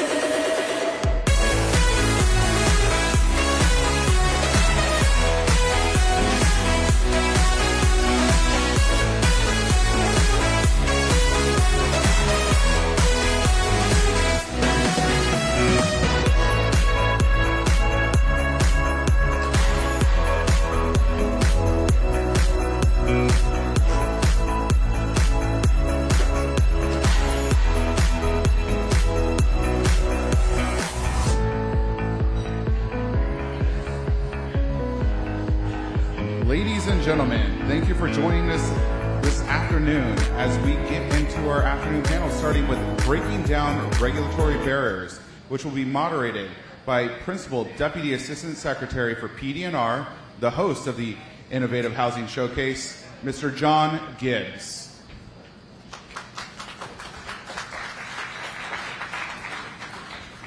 Hello, everybody. Good afternoon, and thank you for coming out to the Innovative Housing Showcase and coming to this very exciting panel. It's a place to be in D.C. right now. Everybody's talking about it, so thank you for coming. I'm John Gibbs. I am the Principal Deputy Assistant Secretary for Policy Development and Research at HUD. I know that's quite a mouthful, but we are the ones who officially put on the showcase, so I want to thank you all personally for coming out. It's a privilege to moderate this session, which is called Breaking Down Regulatory Barriers. We're going to be talking all about different regulatory issues that hinder the advancement of modular, manufactured, off-site, and also just housing in general. So thank you. All across the country, restrictive regulations contribute to the housing crisis. Zoning laws, permitting delays, land use rules that limit supply and drive up costs. To address the cost of building, we need to focus on reducing unnecessary barriers while, of course, maintaining safety and quality.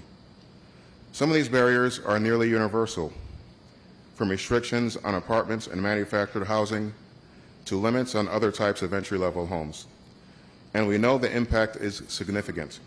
Consider this number. The national home median price for this past May was more than $420,000, and regulations accounted for nearly 1/4 of that cost. This panel will explore how thoughtful reforms can cut red tape without compromising safety so that builders can deliver more homes faster and using both traditional on-site construction as well as innovative off-site and factory-built approaches. So I'm honored to introduce our great panelists. We are joined today by 3 leaders who are driving that change and really at the forefront of the problem we're trying to solve here. I'd like to introduce Dr. Leslie Gooch, CEO of the Manufactured Housing Institute.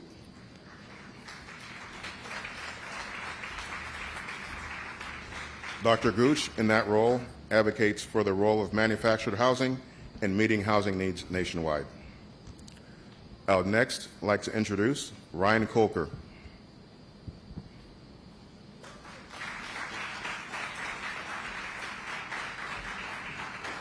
Ryan is the Vice President at the International Code Council, also known as ICC, and they do great work focusing on modernizing codes and standards in order to support innovation. Up next, I'd like to introduce Colt Davis.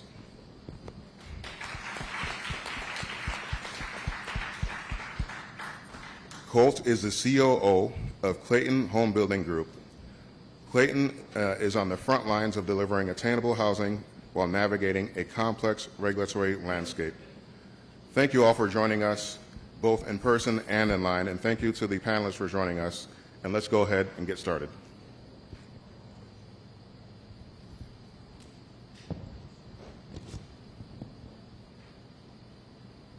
So to start us off, I'd like to ask each of you to share a brief perspective. What's the single biggest regulatory challenge you see today, and where do you see the most opportunity to make meaningful progress? I'd like to start out with Ryan, if you could go ahead and address that. Yeah, thanks so much, and really do appreciate the opportunity to be here, and thank HUD for putting on an excellent showcase. From sort of the ICC perspective, as John mentioned, we develop model building codes and standards, which really serve as the basis for building codes across the country. I think the biggest challenge as we look to scale innovative solutions is the diversity of codes that we see sort of around the country. And particularly if we're looking to invest in factory-based production, having different requirements depending on where you're going creates sort of huge challenges, leads to inefficiencies in the process. And so I think, getting to regulatory consistency really helps to sort of unlock the opportunities that we see here today and that we have before us. I think the sort of real opportunity to sort of address some of those challenges is engaging the broader industry. And so having multiple different voices at the table to say, having these regulatory consistencies is really valuable to support manufacturing, architects, engineers, homeowners, the entire sort of value chain. So I think there's real opportunities, but we really need to have sort of that collective voice as an industry, as homeowners, as building owners, to be able to sort of carry that message forward. Great, thanks, Ryan. How about Dr. Gooch? Thank you so much, and it's an honor to be here. Thank you all for being here. We're so excited at our 5th annual Innovative Housing Showcase. Manufactured housing is the one federal residential building code that exists, and it's been around for just over 50 years. And that's been an excellent partnership between the industry with the U.S. Department of Housing and Urban Development. And it goes to exactly what you were just saying, Ryan, about the need for regulatory efficiency. What I always say is regulatory efficiency plus factory building equals affordable housing. And what you know in that equation is that HUD code manufactured homes are the most affordable housing that exists, single-family housing, 1 to 4 units, that exists in this country. And we're really able to offer people quality home ownership without compromise. They're getting brand new, beautiful homes. I hope everyone will take a look at the 4 HUD code manufactured homes that we have on display here today. But what I'll tell you in terms of regulatory barriers, it's where you have erosion to the regulatory efficiency. And we've experienced that as a part of HUD in terms of Congress and the dead of night giving the Department of Energy some authority over construction standards. That agency's got one perspective, and then we've got HUD with another perspective. MHI is really fighting to make sure that HUD's in the driver's seat, that HUD should work with other agencies, but at the end of the day, it has to be one set of standards and building codes that our manufacturers can build to. Otherwise, you erode that regulatory efficiency. And so the other thing is we've got to continue, and HUD's been really helping us. How many of you have been here in years past to see the housing showcase? Well, thank you for coming again. Every year you come, you see different models of homes that are built to that federal building code. We can do a HUD code ADU. We can do a single section. We can do a multi-section. We've brought cross-mod homes to demonstrate that. We've got our first ever single section cross-mod out on the National Mall. So as we expand the range of homes that can be built to the federal building code, we are going to be able to meet those needs of communities across this country. And so HUD's working right now to help us actually go vertical to eliminate the requirement that the homes have the chassis up. And so it's not really a barrier, it's an opportunity because we already have the partnership, but we do want to keep building that. And dealing with chassis is a big deal. Thank you. Great, thank you. And Colt. Yeah, first I'll start off just by thanking John and HUD, generally speaking, for the opportunity to contribute to the conversation. I'll provide a little bit of backdrop in answering the question.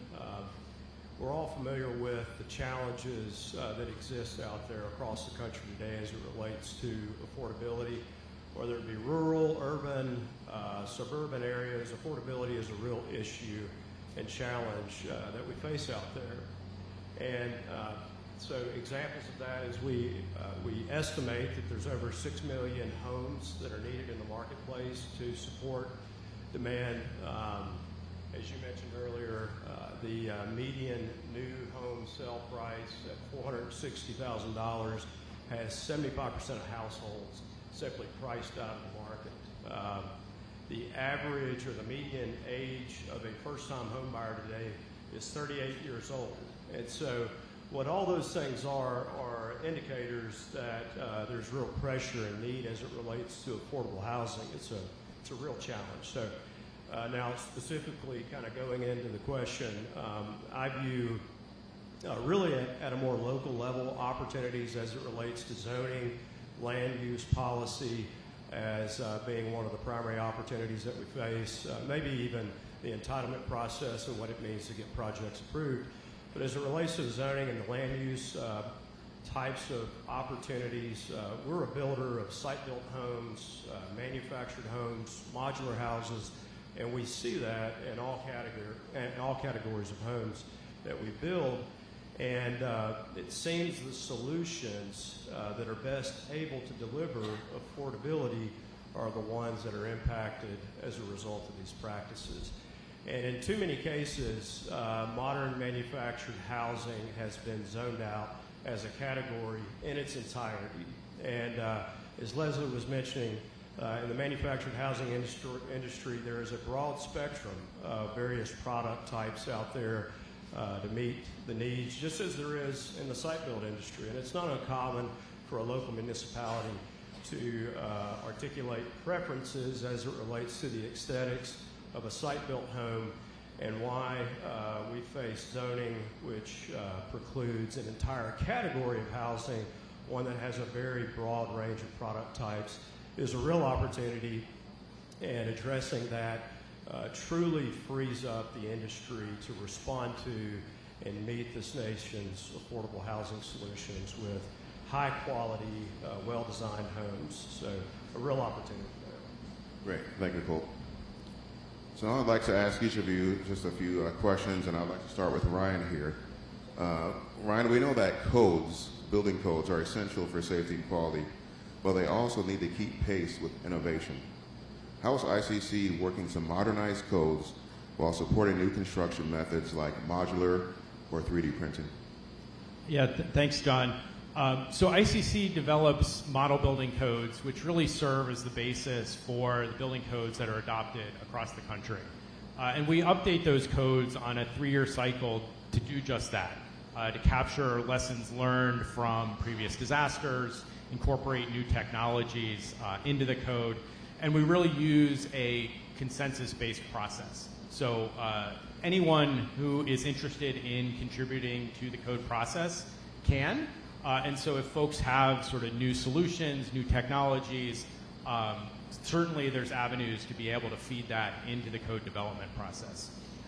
For those sort of real cutting edge things that, maybe you're not, maybe you don't have sort of a dedicated market, or there aren't, a lot of manufacturers sort of in that space, we even have avenues to get those products approved. It's called the product evaluation process. And so even if there's not a code or standard requirement that's already available, we can develop the acceptance criteria of, what do you test that product to? How do you actually prove that it meets the safety requirements of the code? And so that's a real way to bring sort of new and innovative products to the market. So we've done that early on with things like 3D printing, with panelized systems, and other sort of new technologies. Specifically in the offsite construction space, codes have traditionally been developed from the perspective of site build. And if you think about sort of offsite construction, a lot of those things that you would see as an inspector, on the job site happen, sort of back in the factory, which could be, hundreds or thousands of miles away. And so how do you set a process that assures you're getting the same outcome, but recognizing that it's done a little bit differently? So we've developed a series of standards that set out the best practices of what does that actually look like. And so we've been engaging with states to adopt those standards. And so if you have a factory in one location, but you want to be able to serve regionally, you don't have to sort of switch between different requirements for your quality assurance manual or sort of all of those pieces. And so you can get to that efficiency. So real opportunities there to continue to advance innovation, recognize the opportunities, and see what's going on within the industry, and be able to adapt the code to be able to effectively use those technologies and practices. Great, thanks, Ryan. And Dr. Gooch, we know that manufactured housing is one of the most effective ways to deliver quality, attainable homes. What are one or two regulatory reforms that could help scale this solution nationally, and what solutions are showing promise? Thank you for that question. And I do want to kind of talk about some of the things that you just brought up, Ryan. The beauty of our federal building code, it's actually a performance-based code. And so it's actually looking at the outcomes. And so our industry can be innovative and come up with new technologies and new ways of doing things. But at the end of the day... Could you explain to people what a performance-based code is?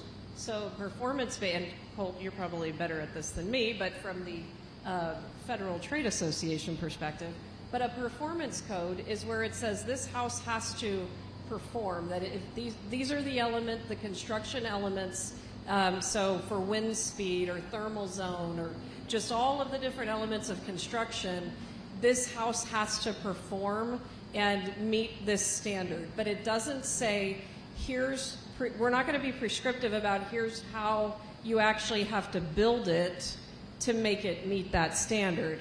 And that's what allows us to be innovative, to say, we have a new technology that makes more sense, it's more efficient in the factory, but we're going to do that. And then the other beauty that we have is that you've got HUD contracted inspectors in all of our factories. So you actually have the designs approved, and then you have the factory approval there, and then you've got approvals on site. So at each step of the way, you're being assured that the product is resilient, and we know we can do this to scale in a quality way for the homeowner.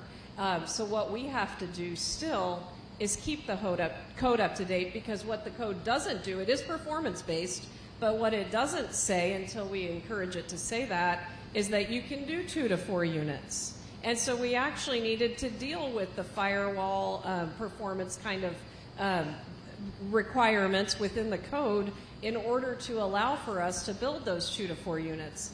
The Manufactured Housing Consensus Committee, which is the kind of consensus committee you're talking about that advises HUD, they just met and they said, you know what, we want to go vertical.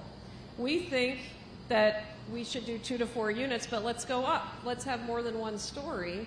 And so let's think about the old requirement that every floor that comes out of a factory must have a steel frame underneath it. And maybe you don't need that on the upper floor because that's wasteful and challenging and doesn't make a lot of sense. And so the consensus committee actually came up with recommendations to HUD, and HUD's actually considering that right now. That's a game changer in a lot of communities.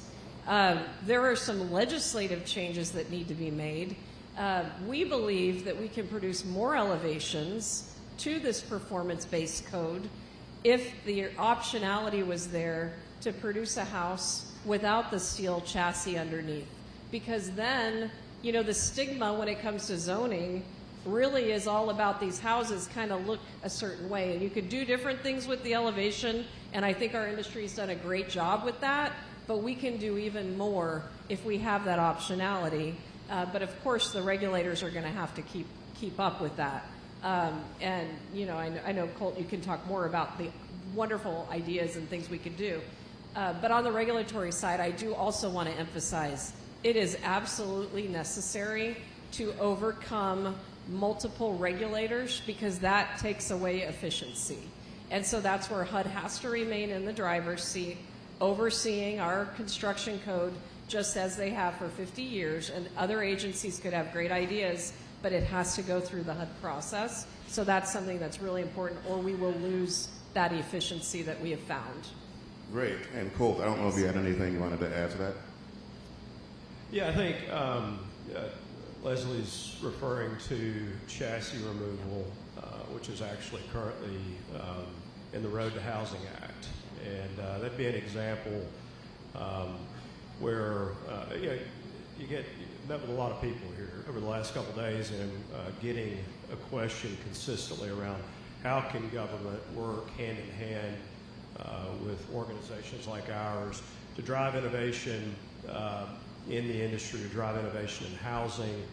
And this chassis removal opportunity is a perfect example where, let's say, Congress in particular can get directly involved in affecting and supporting innovation in housing. And so this chassis removal opportunity that we have is significant in terms of its impact to enable a variety of different approaches and applications for modern manufactured homes.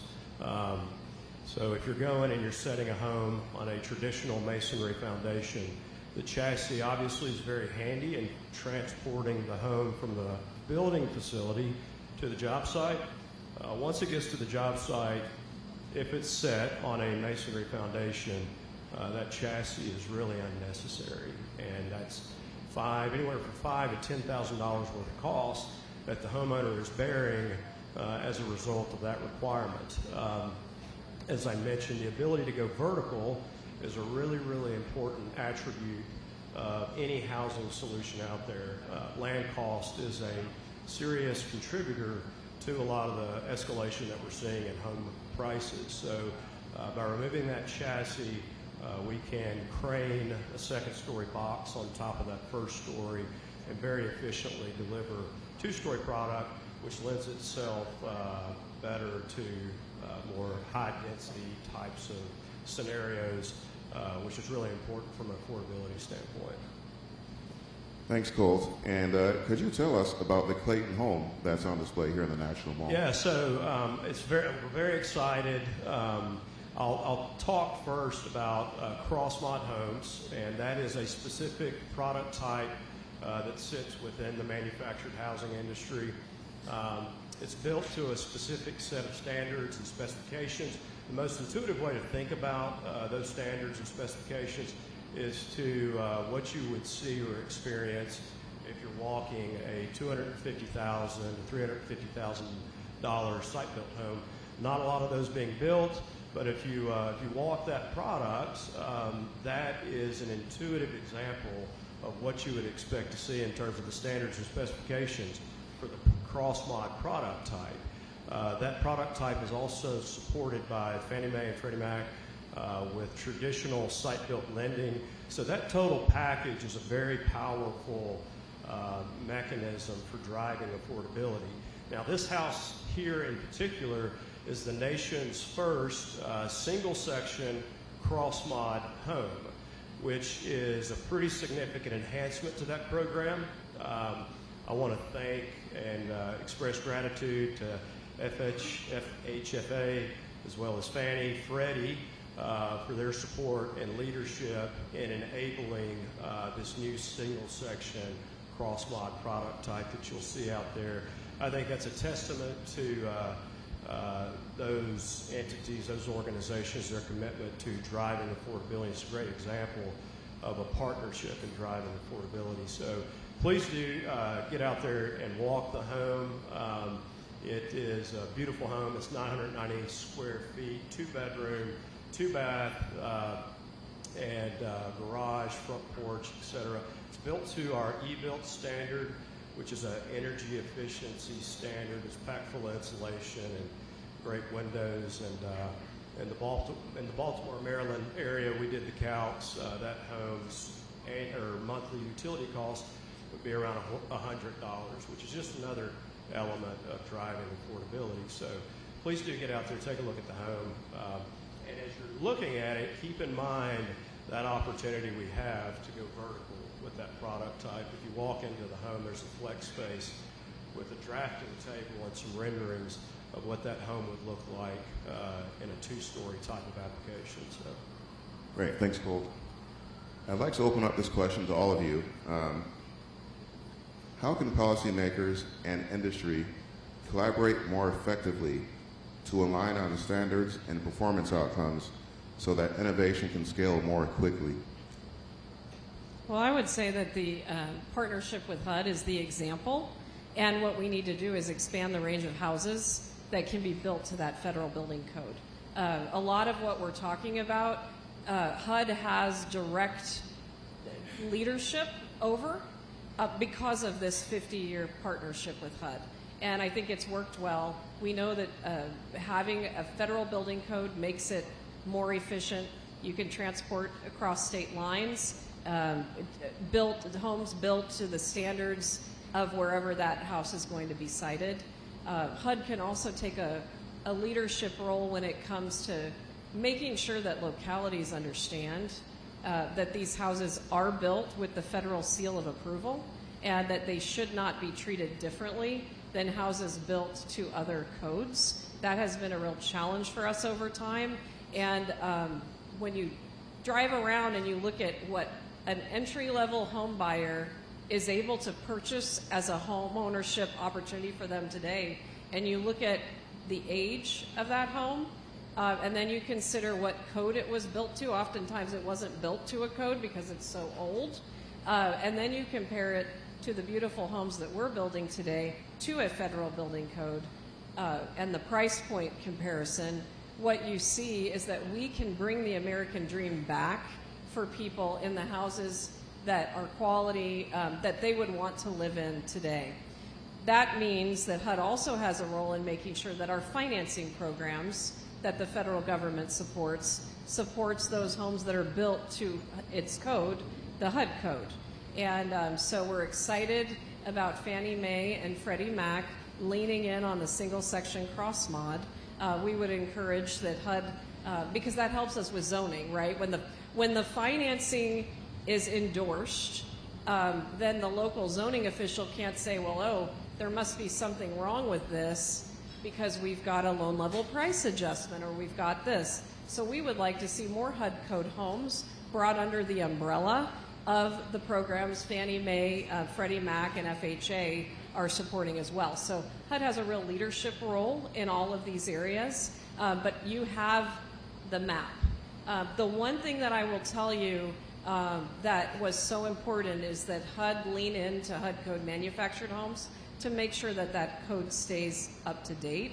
That is it's been the last decade. That's happening on a more regular cadence. And that is just so very important so that our industry can continue to innovate and look at all the different designs that people are needing today and make sure that we can produce those houses for them. Yeah, I think there's a couple opportunities. One I already mentioned around the industry coming together to update codes, but also to work with local communities to assure that those codes are updated at the state and local level. I think the other piece is actually opportunities like this, where the building industry can come together, have sort of various different examples of sort of what's possible, but then also advocating to assure that what's possible is what's actually happening. And so being able to, again, sort of work through the code development process to make sure that all of these things that we see here today are actually possible and can come to fruition. But it's also about, I think, engaging consumers more directly. There was a survey done of just, average public citizen on, what do they think their sort of local code looks like? And most of them said, my local government has it covered, we're fine, nothing to see here. But in actuality, I think about 2/3 of the country are covered by a code that is, more than 2 cycles behind, which means, 6 years or more. And if you think about someone interested in buying a new home, and compare that to buying a new iPhone, for instance, they're not going to want to buy a new iPhone that is built to 2018 standards, yet they'll buy a house that's built to 2009 or 2006 standards. And that just doesn't make sense to me. Thanks, Ryan. Moving on to the next question, and this is for Colt. As a builder, how do you navigate the patchwork of state and local regulations? Where do you see opportunities to make the process more predictable and efficient for home builders? And what kind of regulatory modernization could help meet demand? Yeah, I think the issues that, excuse me, by the way, these DC allergies are throwing me off a bit, but I think the issues at a state or local level really go back to, say, zoning, and I'll say maybe more prominently on the entitlement process and what it means to get projects approved. And so I think opportunities as it relates to that is for local government to really invest in, let's say, process, procedure types of improvements to continue to improve in the ability to support just housing development in general. And so, as a site builder, as an example, we'll operate in a major metropolitan area, and we'll deal with 10, 15, 20 different municipalities that have different preferences and nuances that we have to navigate. That's very challenging. That variation in and lack of consistency means that it just generally creates inefficiencies. So in some cases, we even see variation in the application of code or the interpretation of code. So there's a real opportunity for local government in general to invest in improvement of its practices, its process and procedures to better support housing development. And I think here it really helps highlight just the value and the potential that exists in the HUD code. And Leslie was speaking to this earlier. The HUD code being a federal building standard, one of the greatest benefits is the way in which it preempts the local building code in both construction and safety standards. That creates a level playing field, a consistent scenario that we can go out and execute on. So Leslie's touched on the mechanisms that are in place to help support that code continuing to respond to advancements in housing and knowledge build, just in general building sciences. So the mechanisms are there to continue to update and progress the code in the right way.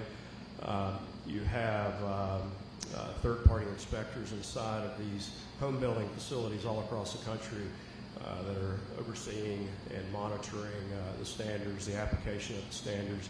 And you have tremendous capability in this industry and in this segment to truly deliver on and respond to the affordable housing issues that we're seeing. And so that in particular goes back to the zoning opportunities as it relates to manufactured housing, and in its entirety there's an opportunity there. So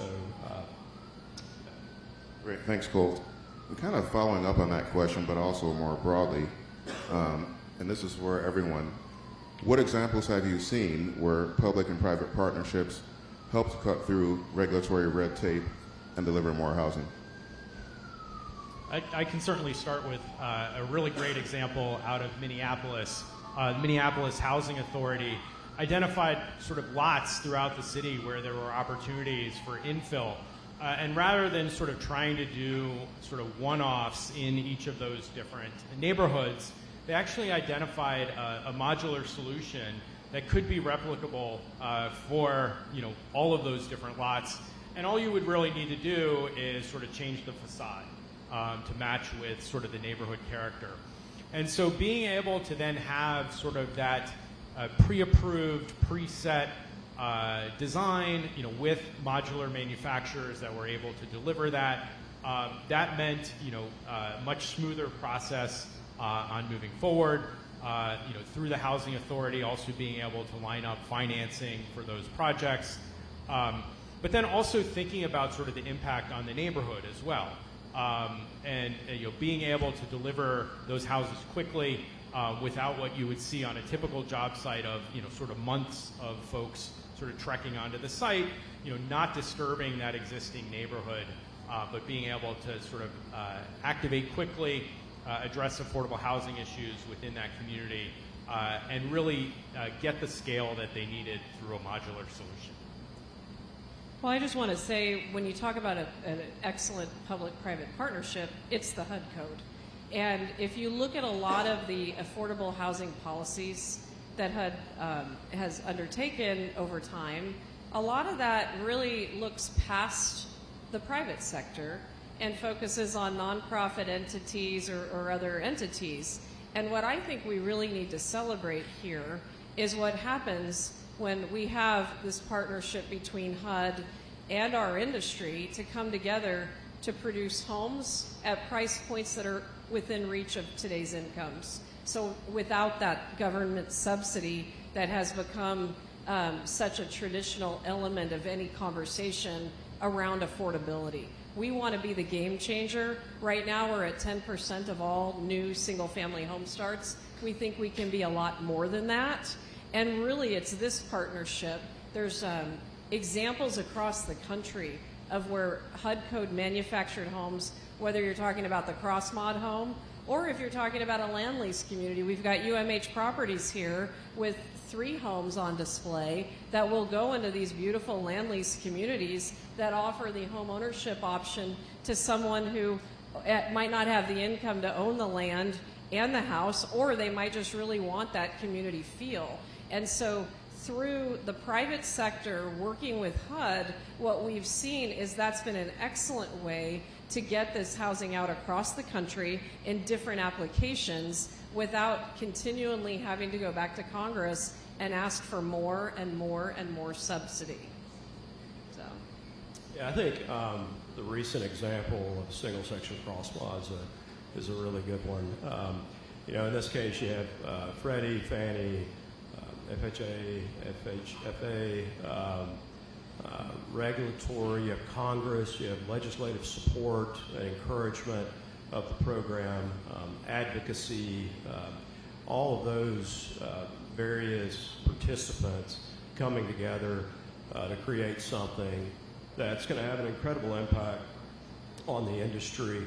I failed to mention earlier that this single section cross mod out here is a home that hits the market at up to $250,000. So there's a lot of need for $250,000 homes across the country. So these, again, that cross mod represents one product type within a manufactured housing industry. It has an ability to deliver many, many different product types, but one that is definitely on par with other site-built homes at that same price point. So I think that's a good example. Great, thanks, Colt. And that wraps up our panel here. I want to thank you, Leslie, Ryan, and Colt, for sharing your insights. And thank you to everyone, both here and online, for joining us in this important conversation. Today's discussion underscored a critical point. Regulations must evolve with the times. When codes and permitting processes align with innovation, we can deliver more homes more quickly and at a price that families can afford. HUD is committed to working alongside our industry partners, local governments, and communities to help make that happen. Together, we can reduce barriers, unlock innovation, and bring the American dream of safe, affordable housing within reach of more families.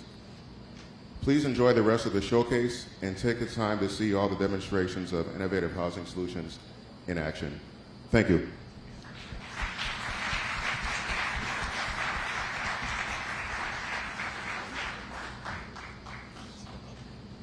Thank you, Principal Deputy Assistant Secretary Gibbs, Ryan Colker, Colt Davis, and Leslie Gooch. We will resume our programming at 2 p.m. for innovative construction, materials design, and development. We will have leaders from our sponsors and those who are helping build innovation into housing across America. We hope you'll join us in 15 to 20 minutes at 2 p.m. Thank you.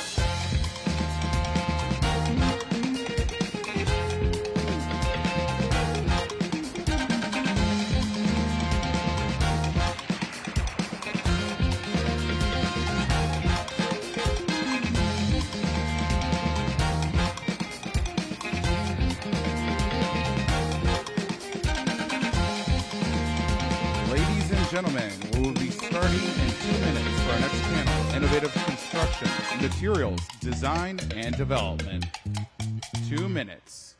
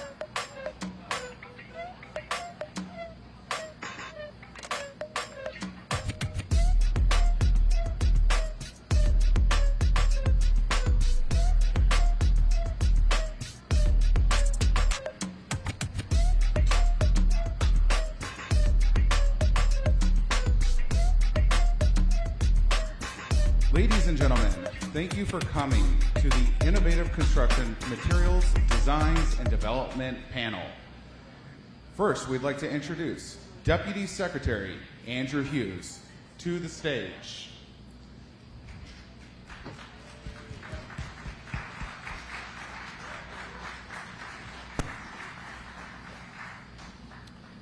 Good afternoon. How are y'all?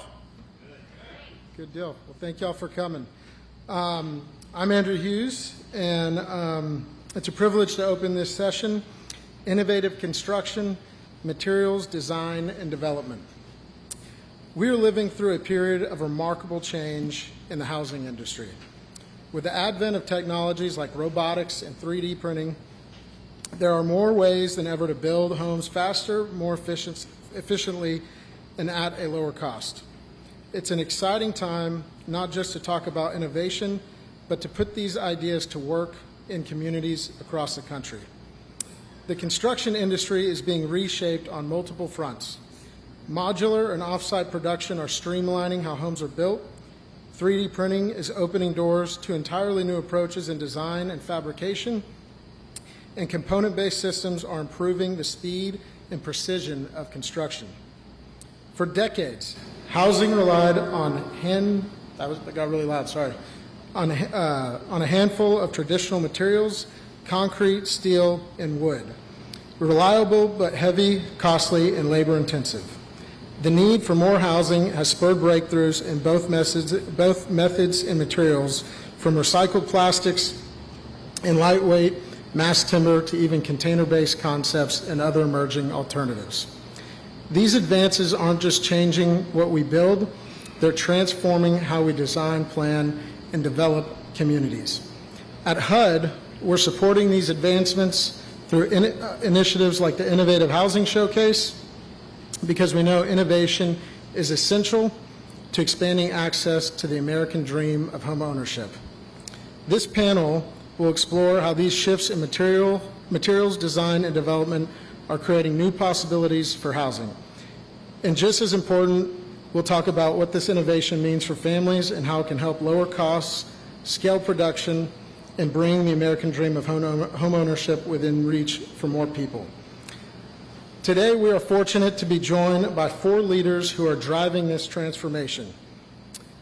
First, we have Brad DeHaze. He's the president and founder of Connect Housing Blocks, a pioneer in modular housing solutions. He's been a driver in the development boom in Central Ohio by transforming previously neglected spaces into first-class commercial and residential units. Brad, thanks for joining.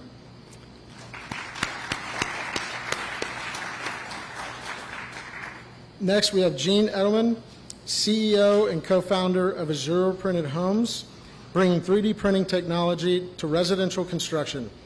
Azure Printed Homes has been delivering units ranging from emergency housing, backyard studios, and tiny homes for workforce housing, and to ADUs and homes. Thank you for joining, Gene.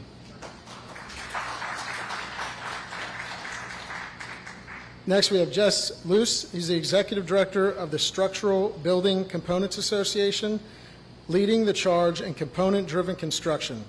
He has worked to promote the use of off-site components such as roof trusses, floor trusses, and wall panels to improve construction, efficiency, and safety. Jess, thank you for coming today. And lastly, we have Chip Devine, who's the senior vice president of pro sales at the Home Depot, helping builders of every size source what they need to deliver homes across the country. Chip leads the company sales and capabilities teams dedicated to serving professional contractors and national accounts. So to kick things off, I'd like each of you to share a brief opening thought before we get to the moderated panel on what's the biggest opportunity you see right now for innovation to help more families achieve the American dream of home ownership. And I guess we can start right to left if you'd like. Well, thank you, Andrew. I appreciate it. Thank you, everyone, for attending. The American dream right now, I think, is at an all-time perilous situation.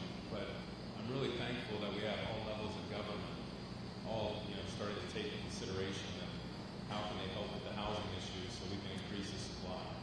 The biggest opportunity that I see right now is probably the inclusion of artificial intelligence as it starts to really make its way into the construction industry. One of the biggest things that we see right now in our construction companies is it's in the planning and some of the documenting side of the projects, but we're starting to see it being used in engineering and architecture, and then hopefully in plans examination at the city levels. So I think how we start to include all of this thought going forward is going to be really exciting, with innovation in construction. Thank you, Andrew. First of all, I want to thank HUD team for putting an incredible event. This is the best organized, innovative conference. This is my 3rd year, and by far, just greatly organized, lots of innovation, so thank you.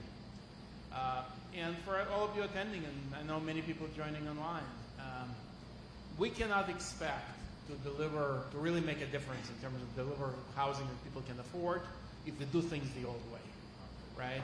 So there is no reason why Japan makes 50% of their housing in factories and Scandinavia 25% and we only 4%.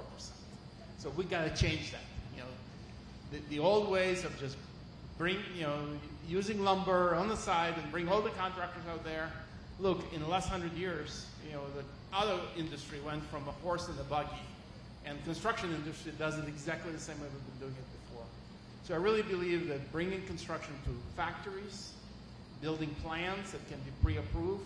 Already many states, including California where we're based, allow third-party inspection and approval. There is no reason why it can't be done all over the country where inspections and approvals can be done digitized. And even now, after Altadena and Palisades fires, the local municipalities are allowing self-certification. So if you have an architect or engineer, they can self-certify the plans.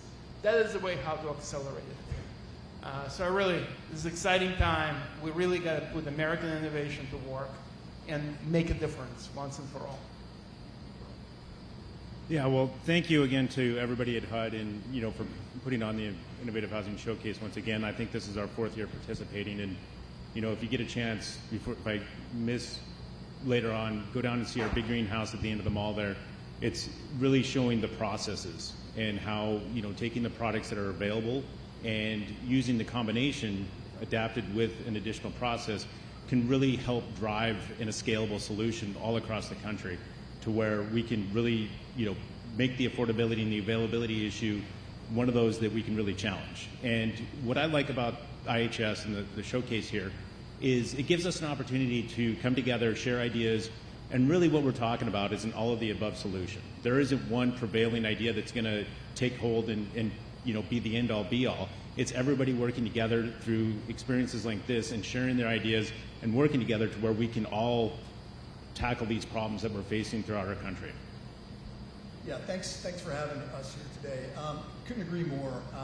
Really, when you think about making home ownership affordable and reaching the American dream, there's 3 real pieces. Number 1, we need to build faster. Number 2, we need to build smarter. And we need to build affordably. And we need to embrace innovation. If you look back the last several decades, construction for the most part has not changed in the last several decades. So how we start to address that with innovation to break down the barriers on top of some of the other issues that we've heard about regulatory issues and permitting processes that we heard from the team before us is critical to building more affordably. So looking forward to the discussion today. Thank you very much for having us. Well, thank you, each of you, very much.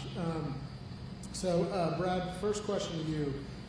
Modular is helping homes go from blueprint to move in faster than ever. What breakthroughs are allowing you to deliver at scale? So we do stacked modular apartment complexes. So I think that's the biggest differentiator for us is that we actually can go up to 11 stories tall. We have a 1-story out here on the mall, and that's a 1-bedroom apartment. The big difference for us, I think it occurred about 7 years ago. When you do stacked apartment complexes, the most difficult thing are the fire-rated separations.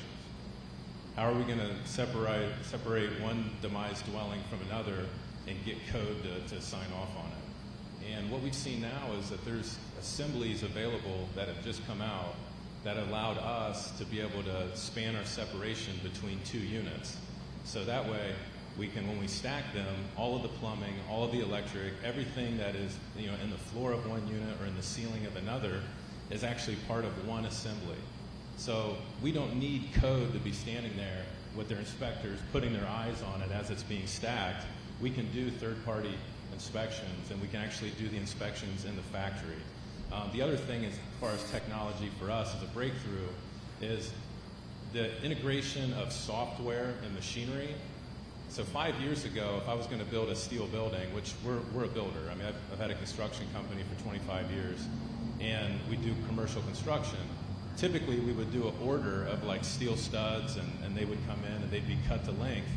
Well, now what we can do is we can actually have those fabricated in the factory, but not just cut to length where we still have to measure where they go. The software actually will punch the screw hole location, punch the outlet location on the wall, and we can print the entire wall. So then our employees are actually working at tables just putting screws in, and it's kind of like an erector set. So we're allowed to, able to build at an incredible scale and incredible pace with virtually zero mistakes. And that's, for us, variation has been the death knell of apartment building, because every time you do variation, things have to change after it. But the machinery really is just completely advanced.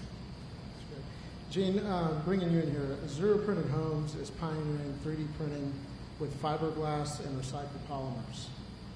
Can you share how this technology is transforming both the speed and cost of housing construction compared to traditional methods? Sure. So, when we started working on this 6 years ago, we saw videos of folks 3D printing with cement, and that just didn't feel scalable for California, where you couldn't even put a 3D printer on site. So we looked at alternative materials. How can we 3D print in the factory? And so after many trials, we came out with a composition of fiberglass and recycled plastic. So we not only came up with a solution to make things, we can produce a shell, and one of our units is on the mall, in 24 hours. Again, I also have been a builder for 35 years, and that would take me 3 to 4 months, right? So in 24 hours to create a shell, that's a huge time saving. It's done with a push of a button, totally automated. So much faster. In terms of cost, the costs are uncertain, but this is no different. It's always, all these years, you never knew what the cost is going to be by the time you actually need it. With us, we're using plastic waste. There's plenty of it. If anything, it's been coming down every year we've been in business. So using fiberglass that's very strong and recyclable polymers is incredible. So it solves both the environmental crisis and affordability crisis. And so comparing our units to traditional build, and even some manufactured, we're 20 to 30% less expensive. The unit in the mall here, we use 150,000 empty water bottles. So save all your water bottles, put them in recycling, because I need them. The reality is we produce 380 million tons of plastic every year, and only 5% gets recycled, so there's plenty of it out there. So that's how we're making a difference, and yeah. I think I read it was like one of those homes, it's like 100,000 plastic bottles or something. Yeah. No, it's it really is a very innovative solution, and when we started, we didn't have this idea. We were just looking for a way to build faster and less expensive, and we found out another, something that also solves the environmental problem. That's great. Jess, turning to you, component-based construction isn't new, but the way it's being used today is transforming project timelines. How are you seeing builders leverage components to save time and reduce errors? Well, they're able to do so in not only the single family but also the multifamily level. I mean, we've got a builder here with us, Chris Tachi, who has revolutionized construction in the Madison market. That he's able to do it, like he'll put himself up against anybody, and it's nice to have him part of our team at SBCA and the National Framers Council. But it's one of those to where you really look at their process, and he's got a unique process. And I've been with him in stick framing markets, like in Dallas, where everybody does their building, their framing a little bit different. And that's the thing to remember, that so much of this is localized, and that's why the local codes are important, to where exactly what needs to get built is what is being built in their local markets, and that's what the component manufacturer is able to do. We've got roughly 1,300 locations throughout the country that we represent as SBCA, and that's where really understanding the processes that are happening in those individual markets is very important, and having that information is where we're able to leverage that and to be able to do that. Now, it comes back to, yes, we understand roof trusses are very prevalent, floor trusses are a little bit more, and wall panels, and that's where we really need to look at how do we add value to that wall panel. The roof truss, the floor truss, very ingenuity driven, to where we're adding the engineering, the triangulation. But when we introduced the wall panels, we were like, how do we do this exactly the same as it's always been done? And that was probably a wrong decision at the time. But that's one of the things that we're driving our manufacturers to really understand, is how do we drive that value to where we're adding a little bit more. And builders, by and large, they don't want to take huge leaps and bounds and changes. They want to take incremental, just small steps. And we're trying to offer them that to where they have a pathway to where they can do things that are a little bit more revolutionary. But it's one of those, we're able to really drive that point home and help them with that process wherever they're at. Thank you very much. Chip, with your national perspective, what trends are you seeing, and how pros are sourcing materials to keep projects on schedule and on budget? Yeah, great question. Maybe I'll give everybody a little overview of the kind of state of the construction industry first. Right now, about 53% of our homes are over 40 years old. So we have a real need to renovate, repair, and improve those homes. We also have a need for new homes as well, somewhere between 3 and 5 million, depending on who you ask.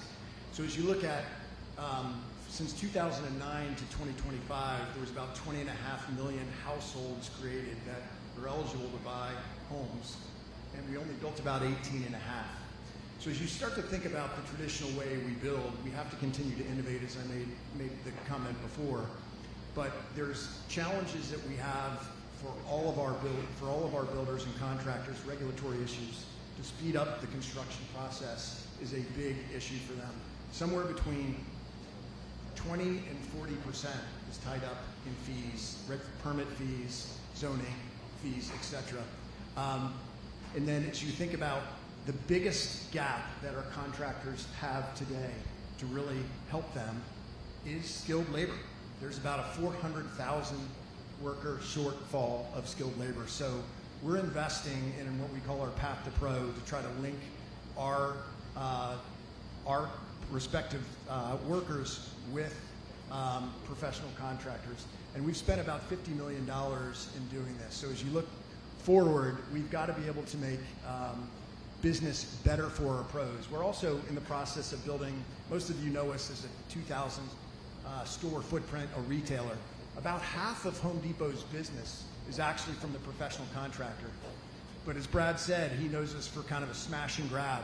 Over the last 5 years, we've been building out infrastructure beyond just what you see in the stores. We've got, about a few hundred different distribution centers, millions of square feet. So as I think about how do we make building better for our pros, this ecosystem that we're investing in, supply chain, delivery, all the capabilities that we're investing in technology to plan their orders. We offer trade credit to really be able to serve them beyond just what you see in the store today.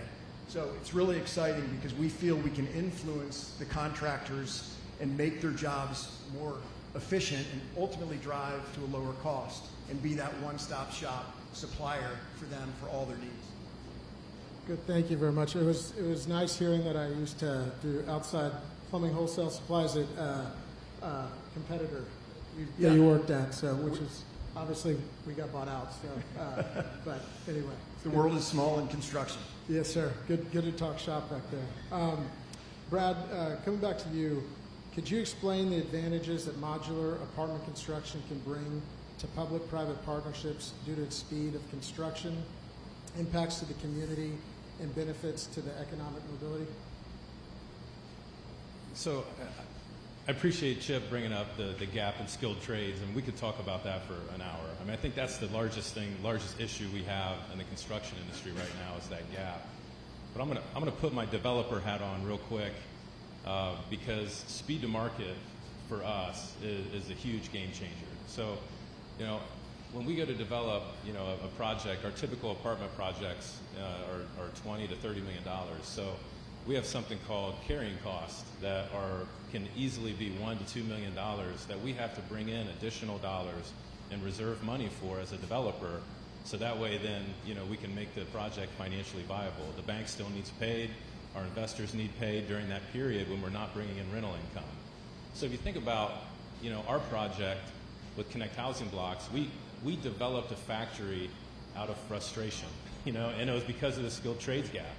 But with that, we're able to cut 50% out of the development timeline for an apartment complex. And we just did that in Columbus on a project. We moved 102 units. We moved families in starting at 9 months, which is unheard of. Usually it would be 2 years. And with that, you're saving massive amounts of money that then benefit the community because you can make projects happen that otherwise wouldn't be able to happen.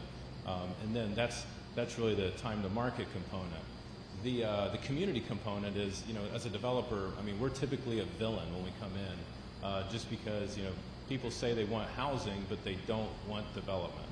And, NIMBYism is a real thing. We see it all the time. And what we try to do, there is figure out how can we positively affect the community. And we reduce on-site construction waste with our product by over 70%. So if we're rolling less dump trailers and less dump trucks in and out of taking trash off a property, we also park 30% or 70% less on-site vehicular traffic of contractors. It's a real game changer to a community, combined with half the construction time. And then for economic mobility, we put our factory in a low-income census tract strategically so we could employ people that currently were on the sideline or had transportation issues to get to where their place of work would be. We have no shortage of applicants. We've had a lot of success stories, and we're up to 160 employees right now, and it's going very well. So we created a product that helps us dictate the outcome and development, and that's been a real game changer for us. Thank you very much. Jess, another one for you. How are design teams integrating component-based systems earlier in the process to improve precision and reduce delays? Yeah, thanks for that question. I like kind of where we're going to go with this. It was one of those opportunities when trusses wall panels came about. We were really kind of considered a substitute product. Trusses were a substitute for stick framing roofs, for stick framing floors, walls. Now what we're seeing with some very large builders, top 10 national builders, they are starting to design their plants around the use of components, and that desire to have those well thought out plans up front. And it's easy to complain about other people's scope of work when you're really focused in your own.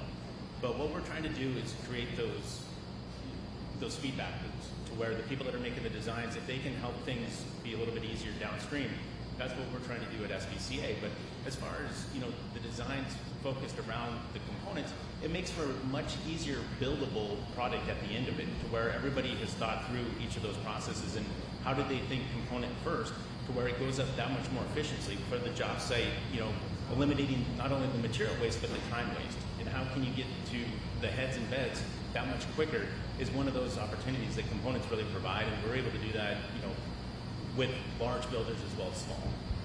Great. Thank you for that. Chip, how is Home Depot helping small and mid-sized builders compete in a market where speed and reliability are everything? Yeah.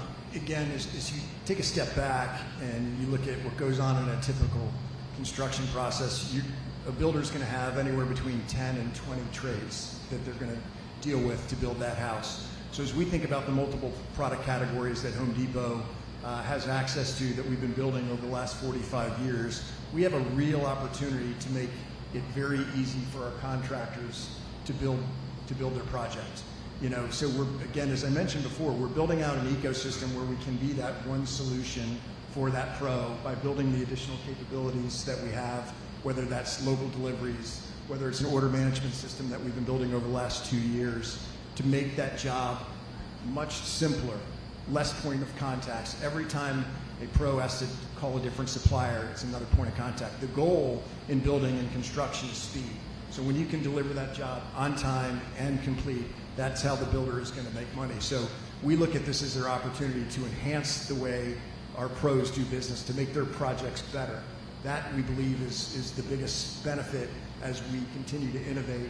And then we've also, most of you know, we've doubled down in our digital tools over the last several years. We created what we call the interconnected system, where our digital platforms are best in class. So we're spending and influencing how pros plan their project and execute their projects through different digital technology.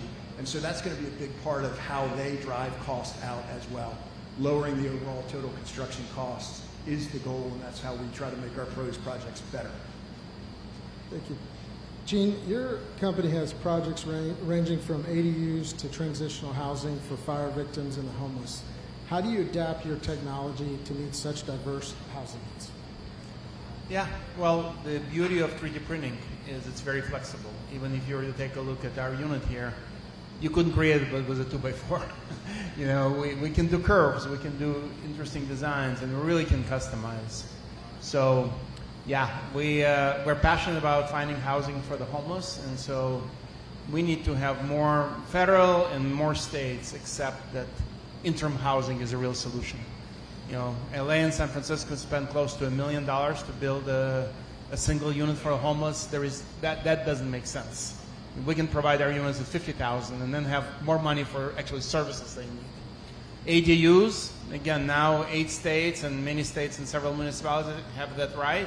But ADU makes sense everywhere in the country. You don't need to build new roads, you don't need to build new sewer or other infrastructure. Putting a house in their backyard in California has become huge, and it can be everywhere. It's good for policy through just adding housing. It's also great for elderly who need additional income to stay in their house. We do home rebuilds in Altadena and Palisades, so we can do multi-story, larger homes that can be customized. We can just take a plan with the help of AI, generate a plan that will use our modules in a matter of hours. We got a last client we got just the beginning of August. They're going to move in before Christmas. That's unheard of in California, right? So ability to use technology, 3D printing, alternative materials, and we need some help from federal government. Prevailing wage doesn't make sense, not anymore. An example: we have a project with City of Camarillo. It took us 3 months to find a surveyor who is willing to deal with prevailing wage. So here we have a small project. People are on the street right now. They're ready to move in. And the surveyor said, look, I'm going to pay more than prevailing wage requires me, but all the paperwork. So if we have a limited amount of federal money, let's spend it properly. Maybe it was useful a long time ago when when the act was but it doesn't make any sense. So please, let's deal with it. No, absolutely. If they can keep that up in California, maybe they'll stop moving to Texas, my good old home state. Opening us up a bit, Brad, Jess, what's the biggest barrier keeping these innovations from scaling even faster? Is it financial, local codes, workforce, or something else? And what would help unlock that potential? So I think financial, obviously, is always like a big indicator. Right now, with interest rates being high, everything's difficult. We're seeing some downward pressure just in the last week of rates. So, hopefully that continues. Hopefully we have a good Fed meeting coming up. I think we're all counting on it. But the one thing that I remember is even when interest rates were 3.5% for most commercial-backed securities, we still didn't build enough. Money was there, land was there, zoning still had a little ways to go, but they got there, and we still didn't build enough. It's a construction issue. It's a construction labor issue. I think those are the things like for us that we look to, with regards to how can we scale. Well, there's business risk in scaling. For us as a company, we went through several of the first cycles of risk, which is, idea, concept, prototype, investment, startup, stabilization. Now we're at stabilization, and we're doing 3 modules a day. We're making money. Now it's kind of like, okay, how do we scale? Well, to do that, you've got to push your chips back into the table, and that it's concerning there. So I think HUD obviously can take a position there in assisting innovative construction and scaling. I think that is probably the biggest things for proven concepts. Is we put a lot of money out there for housing, and we need that. But we need money for innovation. And I think because the risk associated with innovation is massive, and we haven't been getting it done. So I think that for us is probably the biggest deterrent. Interest rates, we can't control them. HUD can control them, obviously, for their loan products. We can talk about that later. But I do think that assistance and innovation on different construction methods will create a permanent movement that we'll be able to sustain. Yeah, kind of to piggyback on that, I think builders need to be willing to tweak their process. And when you think about how much risk in changing the process versus the reward, that's why they're averse to taking any sort of a risk or changing anything that they're wanting to do.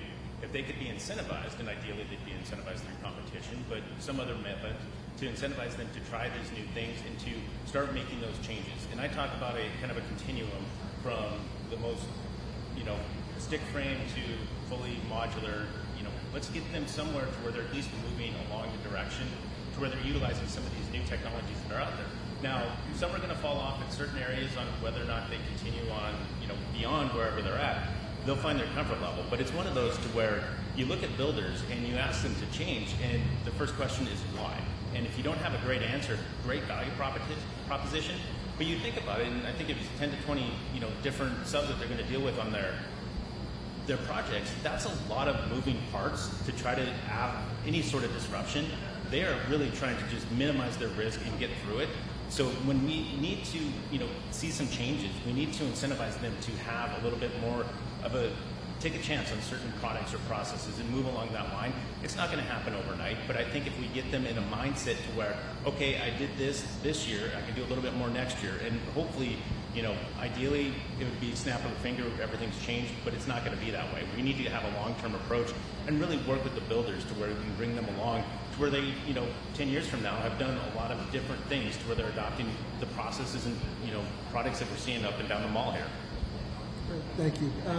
To Jess and Chip, from a development perspective, what partnerships are making it easier to bring these innovative projects from concept to reality? So, say that first part again. From a development perspective, what partnerships are making it easier to bring these innovative projects from concept to reality? Yeah, so what I like to hear from a builder is they've got their team and they really look at it.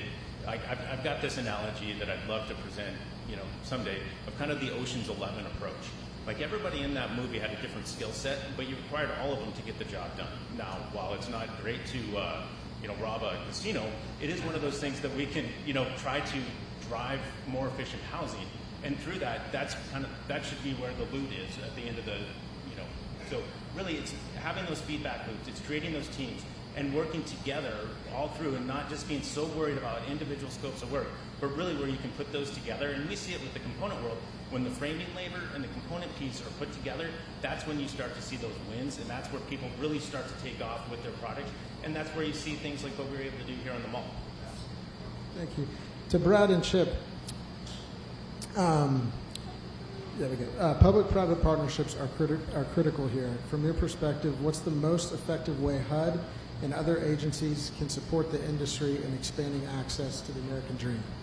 Yeah. Well, certainly the road to housing is a big part of it. And when you think about the government, less is more. And it's critically important for us to continue to take down some of the red tape, the permits that are costly. The process of permitting is costly.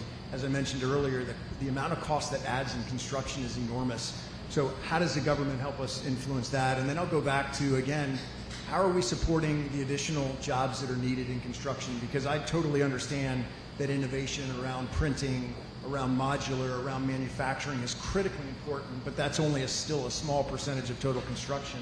So we have to have more skilled workers in the trades, and we have to be able to build more efficiently and embrace the innovation that you've just referenced as well, and have that transparency and how does cost come out of construction beyond just materials and labor, because that we know has not changed a whole lot, nor will it change a whole lot. It's really going to be around the process and how we build, and then capitalizing on when we do see green shoots and we do see efficiencies, how does that become the standard?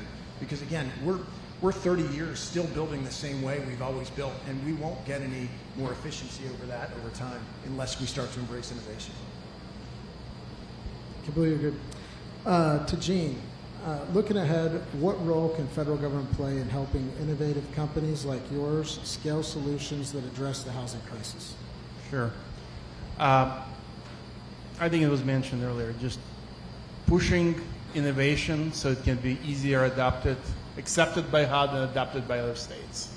So we're one of the applicants for a grant we need the materials that are more fire resistant. And again, in California, fire 6.5 years ago I lived through, destroyed 1,600 homes. Fires in January destroyed 16,000 homes. So we need to make our materials more fire resistant, homes that are can withstand the disasters, and they're getting worse and worse. Allowing interim housing for the homeless. I mean, I'm here at my exhibit with Dignity Moves, a terrific not-for-profit partner of ours.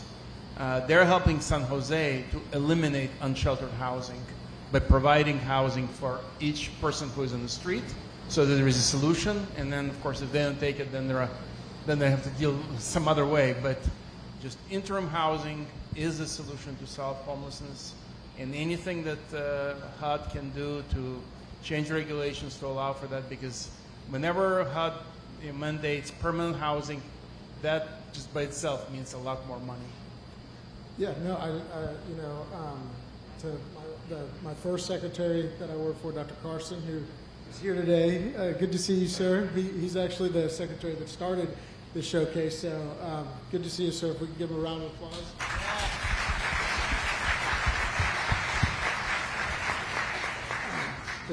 He used to always say, and I know Secretary Turner always says, it's not just housing first, it's housing first, second, and third. Right. So, very good point. Yep. And then just a quick round looking forward for each of y'all, if you could just summarize in one or two sentences. 5 years from now, how will materials, design, and development innovations change the American home and the American dream of home ownership?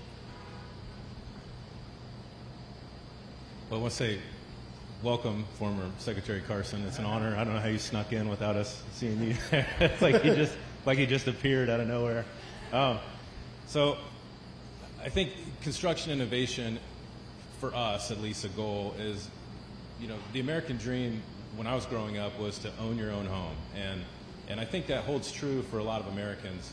But now I think the American dream is, for many, is to live in a safe home and to live in a home that has newer technology to where you don't have some of the aging effects of aging real estate. And I'm a historic developer. We do a lot of historic tax credit buildings, and over time the decay of these structures really make it difficult to maintain safety in buildings. What we try to do at Connect Housing Blocks is to really address the supply issue. So we want to use new technology to build more rapidly safe and efficient housing. And I think what that'll do is, we have a supply-demand curve imbalance, and we've had that for a long time. And I think that by, doing our part to fill the supply, I think, the demand can grow and wane, but it's going to give more people the ability to have safe, new technology overhead. And I think, HUD has some very unique, levers that they can pull, and such as with some of their HUD lending. And I think that speed to closing and shorter underwriting periods, I think, would be a huge benefit. And I really think, as a developer and as a manufacturer, for us, anything that we can do to help incentivize innovation, innovative construction methods, and benefit that maybe through some of the HUD financing, I think would be a critical element, for at least for us in the industry.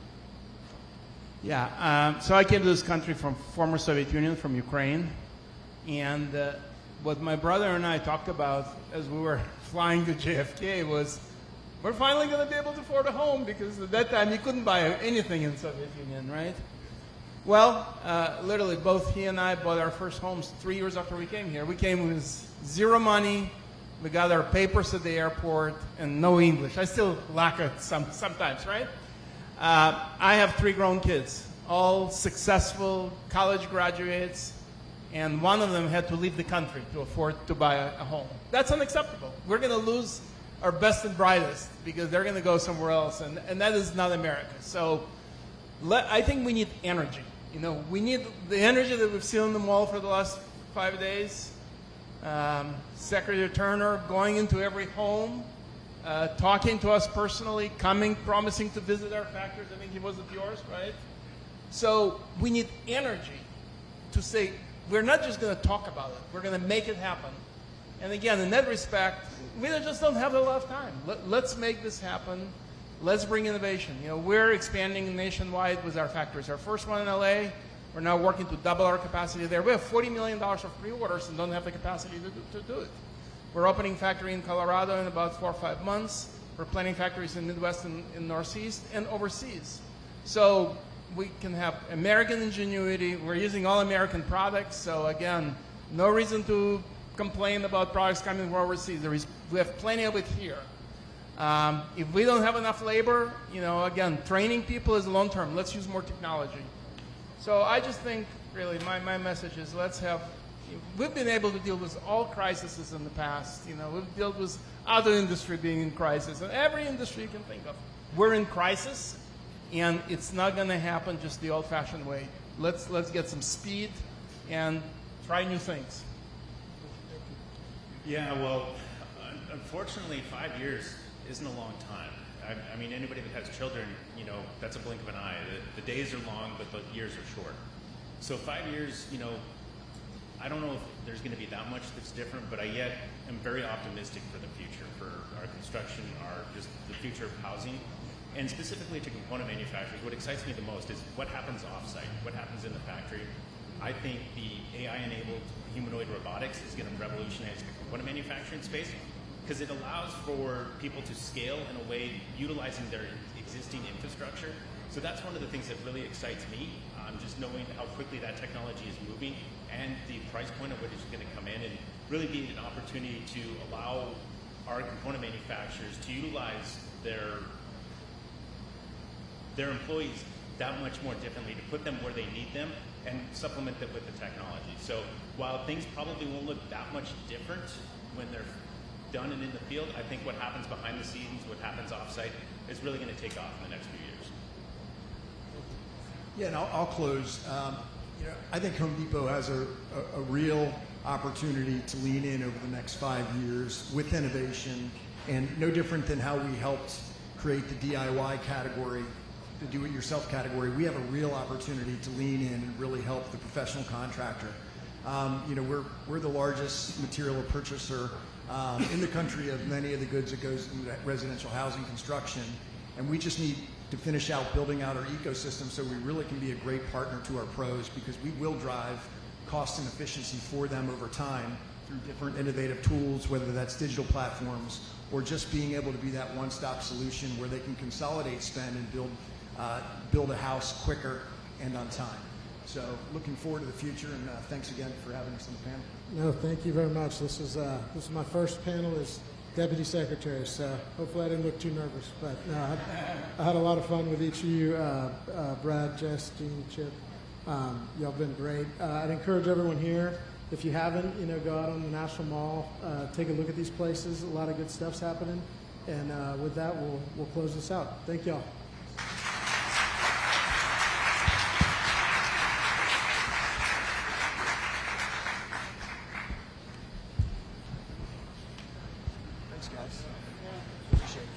Yeah, that was fun. So where did your kid move? Pardon? Where'd your kid Yeah, I mean, so we were straddling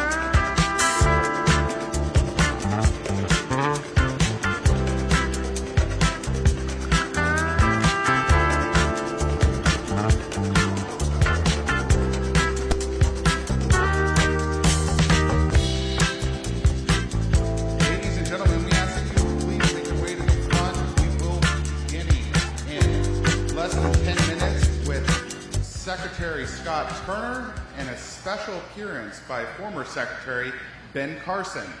Please get your seat, and we look forward to starting soon.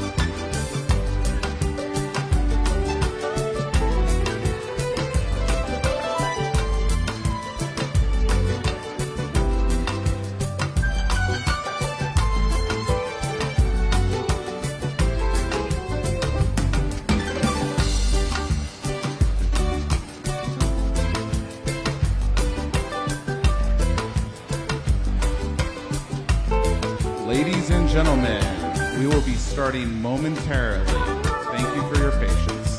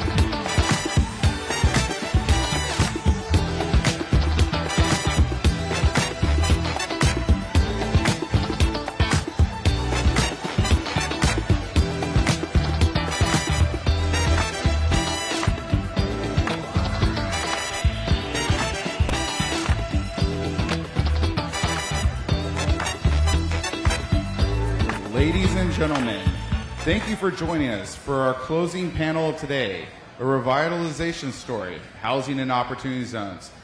To kick us off, we have the Secretary of the U.S. Department of Housing and Urban Development, Secretary Scott Turner.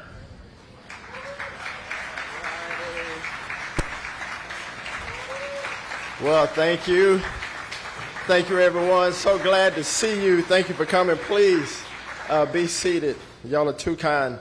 Well, the first thing I want to do is, one, thank you for coming. Two, what a beautiful day we have to be together here on the National Mall. Great to see everybody.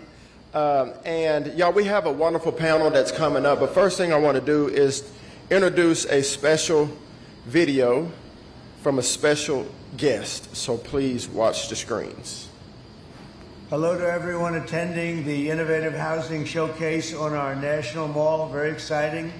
Under the Trump administration, we believe that affordable home ownership is a fundamental part of the American dream, and we're working every day to make that dream a reality for millions and millions of Americans. I've been a builder all my life. I built things. I was a real estate developer. I know what it is, and I'm thrilled to see some of our nation's greatest architects, engineers, and innovators coming together to highlight cutting-edge technologies and new ideas for housing construction. With Secretary Turner at the Department of Housing and Urban Development, who's a great guy, we're slashing permitting delays and eliminating a record number of costly regulations. We're also defeating inflation. We took over the worst inflation in the history of our country, and we beat it, bringing down mortgage rates, reducing energy costs, and unleashing incredible economic growth like this country has never seen before. Together, we can put millions more American families in a home of their very own. I just want to thank you and have a great showcase.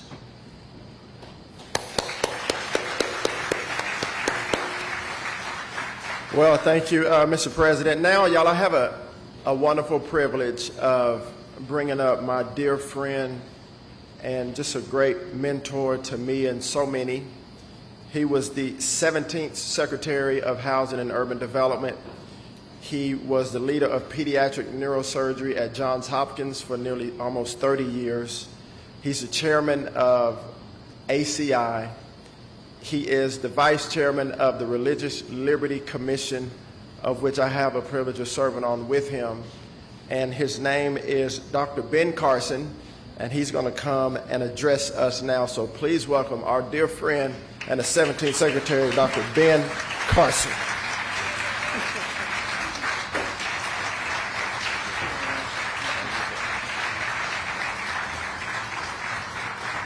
Well, thank you so much. It's so wonderful to be back here. 6 years ago we had the first one of these things on the mall, and it was nice, but it wasn't as nice as it is today.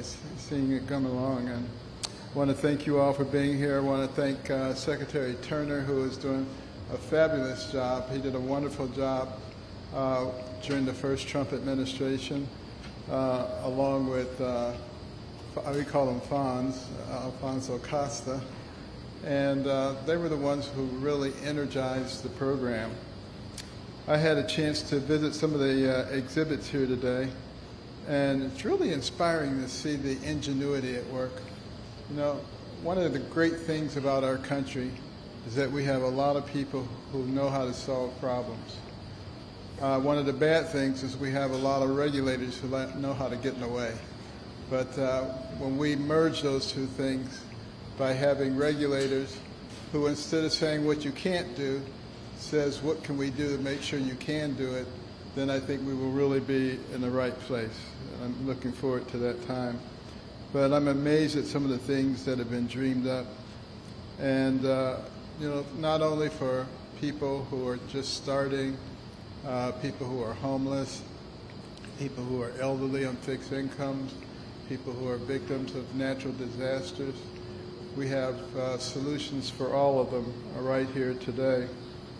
And, the American dream, of course, is home ownership. It's a large part of it. And yet it's become so difficult for people, particularly young people starting out, to get that first home. This is something that helps to really address that whole situation. And I'm looking very much forward to Secretary Turner, the whole HUD team, and the whole government working together in order to solve some of those problems. I grew up in poverty, and we always dreamed of having a secure home. And a lot of people don't realize it, but the delta between people who rent and the people who own 40x. So it makes a huge difference. It's the number one mechanism for wealth accumulation in our country. And it's the reason that I believe there's tremendous hope for the future of our country, what can be done.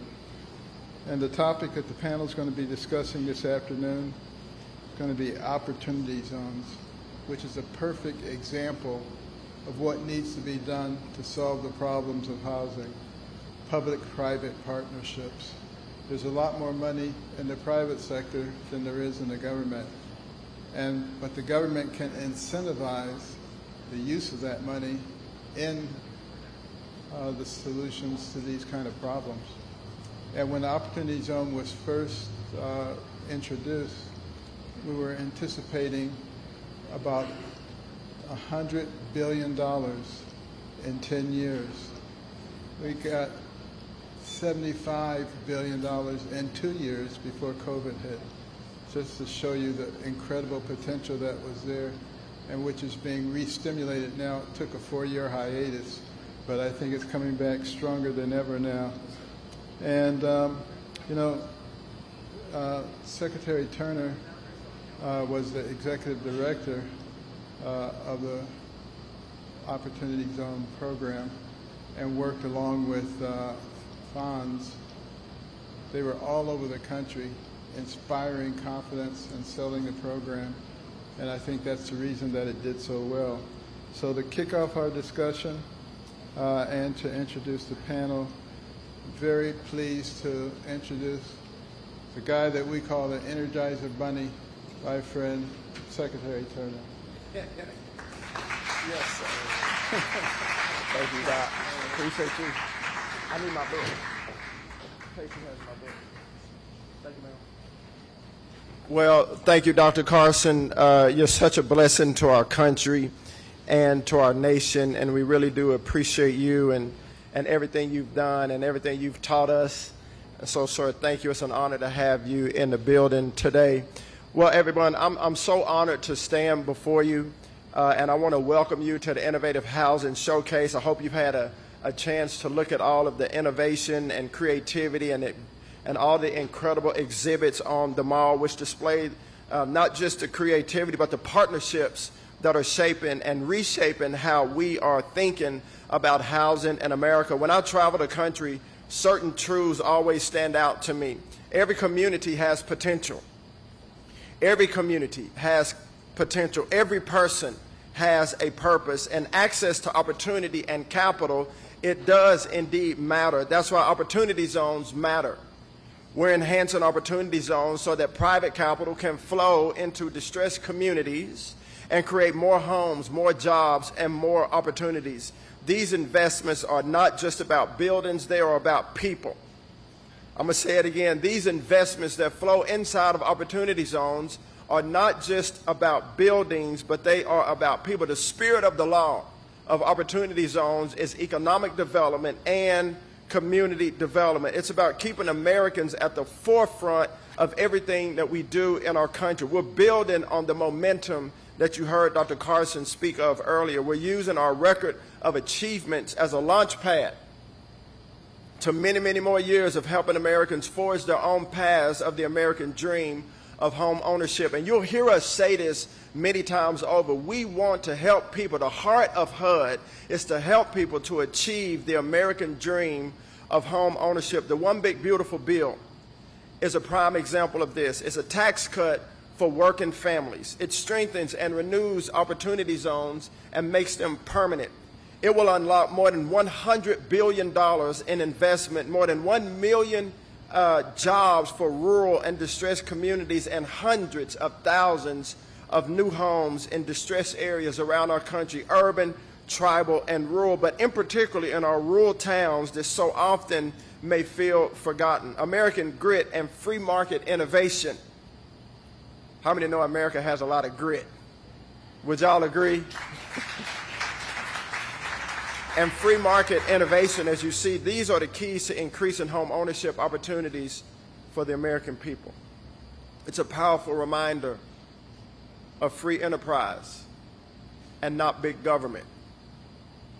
The free enterprise, the private sector, that's where solutions come. The government, HUD in particular, we're great conveners of stakeholders. But the real solutions come from the private sector. That's really where the American dream of home ownership, where the doors come open. That's what makes our work so urgent and also so hopeful. So I'm glad to welcome you all here today. Thank you for filling this room to listen to this great panel. I have some great friends and colleagues that are going to come out and talk to us about opportunity zones and how we are capitalizing on them and strengthening America. The first person that I would like to introduce, and you heard Dr. Carson allude to him, we call him Fonz, but his name is Alfonso Costa Jr. He used to be the Deputy Chief of Staff in the first Trump administration under Dr. Carson. He is a tremendous foremost expert on opportunity zones, and he taught me everything I know about opportunity zones. He traveled with me in different parts of the country to promote this great policy. He currently serves as a Chief Operating Officer of the Falcone Group, and he is a distinguished HUD alumni. The next person is Ms. Jill Holman. Jill is a great friend of HUD. Let's give Fonz a round. Hey, Fonz. Yes, sir. The next is Ms. Jill Holman, who's a great friend of ours, a great colleague, has been involved in opportunity zones from day one, is a tremendous mind and strategist as it pertains to opportunity zones. She now is with America First Policy Institute, and she is a leader in shaping the policy and bringing projects, literally bringing projects to life. Jill has been a great friend and colleague to me, our team at HUD, and to our country. So please welcome Ms. Jill Holman.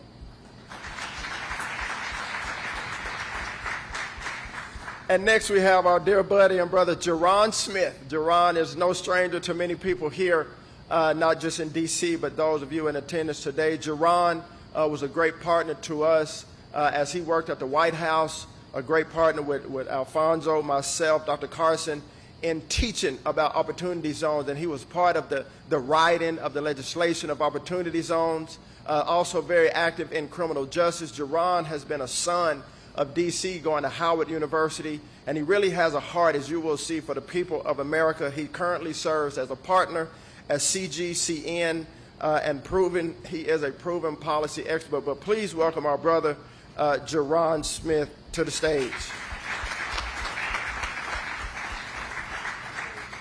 Y'all, please be seated. So I look forward to this discussion, and I hope that you also look forward to this, as these are tremendous friends, but experts as it pertains to opportunity zones. All right, family. How's everybody doing? Doing great. Good. Well, first of all, what I want to do, why don't y'all give like a 1 or 2 minute greeting? Fonz, we'll start with you. Just greet the people here, and then we'll get to our round of questions. Thank you, Secretary Turner and the U.S. Department of Housing and Urban Development for having us here today. As Secretary Turner mentioned, my name is Alfonso Costa Jr. I currently serve as the Chief Operating Officer of the Falcone Group. We're one of the largest real estate developer and investors headquartered in South Florida, but nationwide we develop and invest in commercial real estate all throughout the country. I am a former HUDster, HUD alum, under the tutelage and leadership of former HUD Secretary and Dr. Ben Carson, as well as his entire incredible team, a lot of which are back today at HUD under the leadership of Secretary Turner. And it's really an honor and a pleasure for me to be here today. It's really a full circle type moment given all of the efforts and time we spent on the Opportunity Zones Initiative back from 2017 to 2020. So thank you for your time today, and I look forward to the conversation. Excellent. Thank you, Ms. Jill. Jill Homan, and I'm Deputy Director for Economy and Trade at America First Policy Institute. So really honored to be here as well, and remember spending time back in 2018 and seeing Secretary on the road and Jerron attending all the events with Alfonso. And so my perspective with Opportunity Zones is I've been a partner on several opportunity funds, so I've seen it as an investor who allocates capital. I've sponsored projects, so I've been a real estate developer with several projects, and then have advised family offices who've allocated capital with OZs, and then at America First Policy Institute have advised on policy. So it's really both on the policy side and the investment side.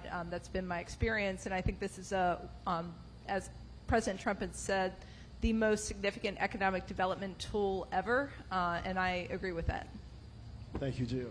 Jerron. How's it going? Jerron Smith. It's an honor to share the stage with this illustrious panel and my favorite secretary. Yes, don't tell Brooke that. Okay, all right. Secretary Rollins. But Jerron Smith, I'm from Cleveland, Ohio. I served in the last Trump administration as a deputy director for domestic policy. Worked on a number of different things, including opportunity zones and the First Step Back and work around HBCUs, and also had the privilege of working on PPP and the CARES Act as we dealt with the pandemic. But my most favorite job was working with the White House Opportunity and Revitalization Council, where Secretary Turner served as the executive director.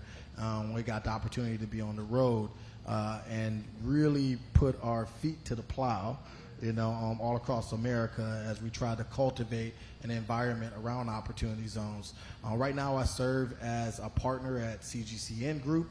I have a multi-client practice. In my years of working in Washington, 4 years in the White House, 10 years on Capitol Hill, I've become a generalist on most issues, but what I care most about is my social impact practice, which allows me to continue to work on opportunity zones through the Opportunity Funds Association, as well as do advocacy around public safety and also helping our historically black colleges and universities around their workforce of the future innovation challenges. And so I'm honored to be here, and I look forward to being a part of this panel. Excellent. So as you can see, this is a wonderful, distinguished panel, and I'm glad just to be on the stage with you three. So Fonz, let's start with you. We'll go through our round of questions, if you will. Fonz, how have you seen Opportunity Zone capital utilized to integrate housing with mixed-use, transit-oriented, and or workforce housing models? It's a great question, Secretary Turner. From day one of the Opportunity Zones initiative, I think we've seen firsthand how powerful of a tool it can be for housing supply, whether it be affordable workforce or even market rate housing. And there's been a multitude of projects that we've seen, developments across the country. And some of them, if you actually go to opportunityzones.gov, that's opportunityzones.gov. It's a website that was created by the HUD team several years ago and is still in existence, that has a really good showcase of a lot of different case studies of projects and also actions that the federal government's taken to support opportunity zones, which we'll talk about further later on. But in terms of certain projects that I've seen that have done a really good job of utilizing qualified opportunity fund capital to spur or enhance transit-oriented development and or workforce housing, a few that come to mind, specifically the Baltimore Penn Station redevelopment that a group called Blueprint Local helped revitalize with additional commercial retail and office space alongside a pretty robust investment from Amtrak in the city of Baltimore, all in an opportunity zone. Also in downtown Atlanta, the Centennial Yards project led by the CIM Group in partnership with the city of Atlanta, a 50-acre master plan mixed-use community with more than 1,000 residential units, of which there's a set aside for affordable and workforce housing, along with approximately 1 million square feet of commercial retail and entertainment hub, really a thriving cultural landmark and destination in downtown Atlanta right next to the Mercedes-Benz Dome that's going to have a tremendously positive impact on the local economy there, and in close proximity to 4 MARTA transit stations. So I think those are 2 great examples in 2 major metropolitan cities that we've seen in urban core in terms of revitalizing certain underutilized or less invested communities, whereby Qualified Opportunity Fund capital has done both to enhance what's already been created from existing transportation and or created new affordable and workforce housing. Awesome. And thank you, Fonz. You know, and Fonz and Jerron and I, when we traveled around together, and you see these areas that are by local transit, be it the train, be it the bus system, be it the highway system, and how investors have utilized that, Jill, to build, these projects. So because transportation is a problem, in a lot of, and particularly urban cities in opportunity zones. So thank you, Fonz, for bringing those to highlight. So Jill, how are opportunity zones being used to drive cost-effective housing development, especially in markets struggling with high land, labor, and capital costs? Now, this is a loaded question, and we all feel it. Yeah. So, but give us your thoughts on that, Jill. It's something that's really an acute problem that folks are facing right now, both on the developer side and the capital side. And what I'd say is first, the Opportunity Zone tax incentive, investors get a series of tax benefits for investing in these designated low-income communities. And in one of the ways, and one of the components of a budget is the cost of capital. So you, quite simply, you have your land, you have your hard costs, your soft costs, and then your cost of capital. And to the extent you can make one of those elements cheaper, it makes the overall cost cheaper, and it means investors it enables the capital to receive a different return. And so by pairing opportunity zones with other tax incentives, for example, new market tax credits, low-income housing tax credits, that can help bring the cost of capital down.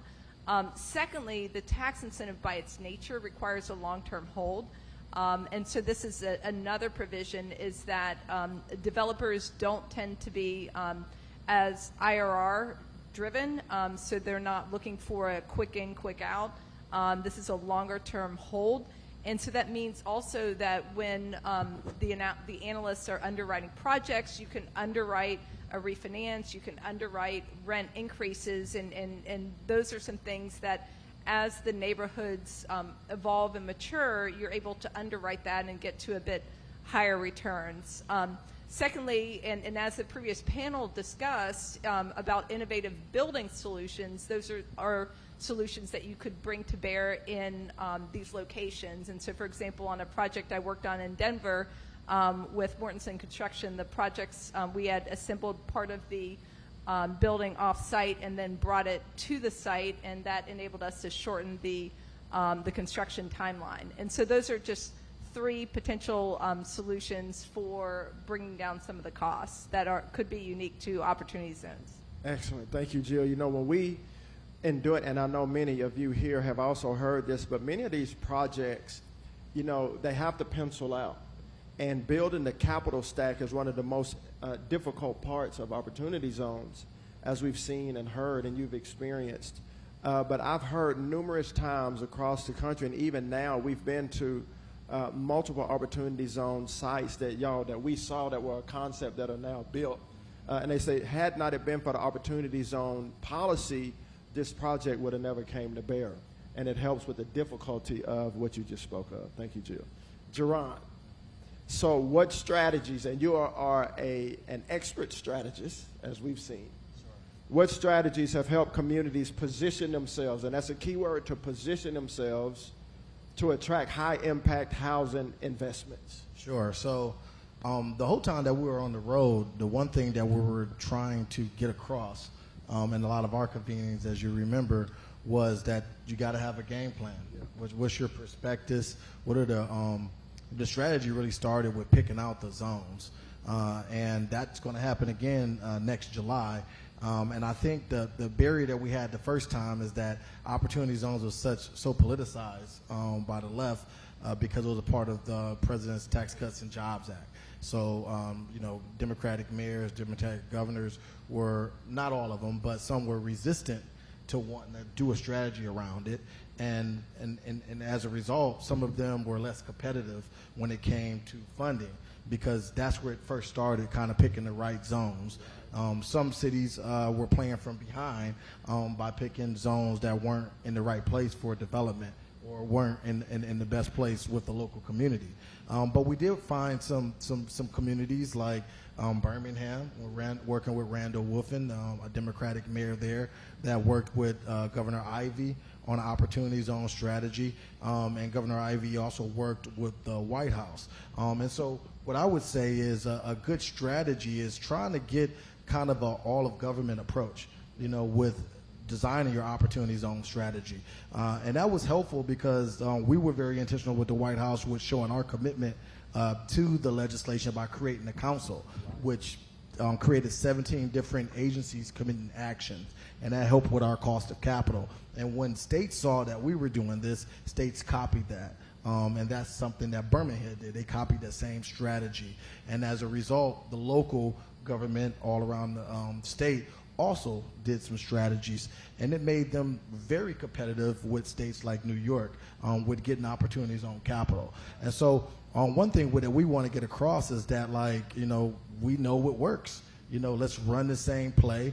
And even us as advocates, we're still pushing this administration to consider what's the new version of your council. Now, maybe we don't have to have an executive order, but it may be a proclamation or something that can show the commitment from the agency. And maybe it's something in a Doge-like fashion where we can maybe streamline certain projects so that it's easier for the market to assess. And so, but that takes the help of everybody in this room, because all of you have some skin in the game and probably know more about programs that you're trying to access to do development projects. So being able to weigh into the administration, weigh into the state, and weigh into the local government brings everyone to the table to create the best strategy to develop projects and opportunity zones. That's great.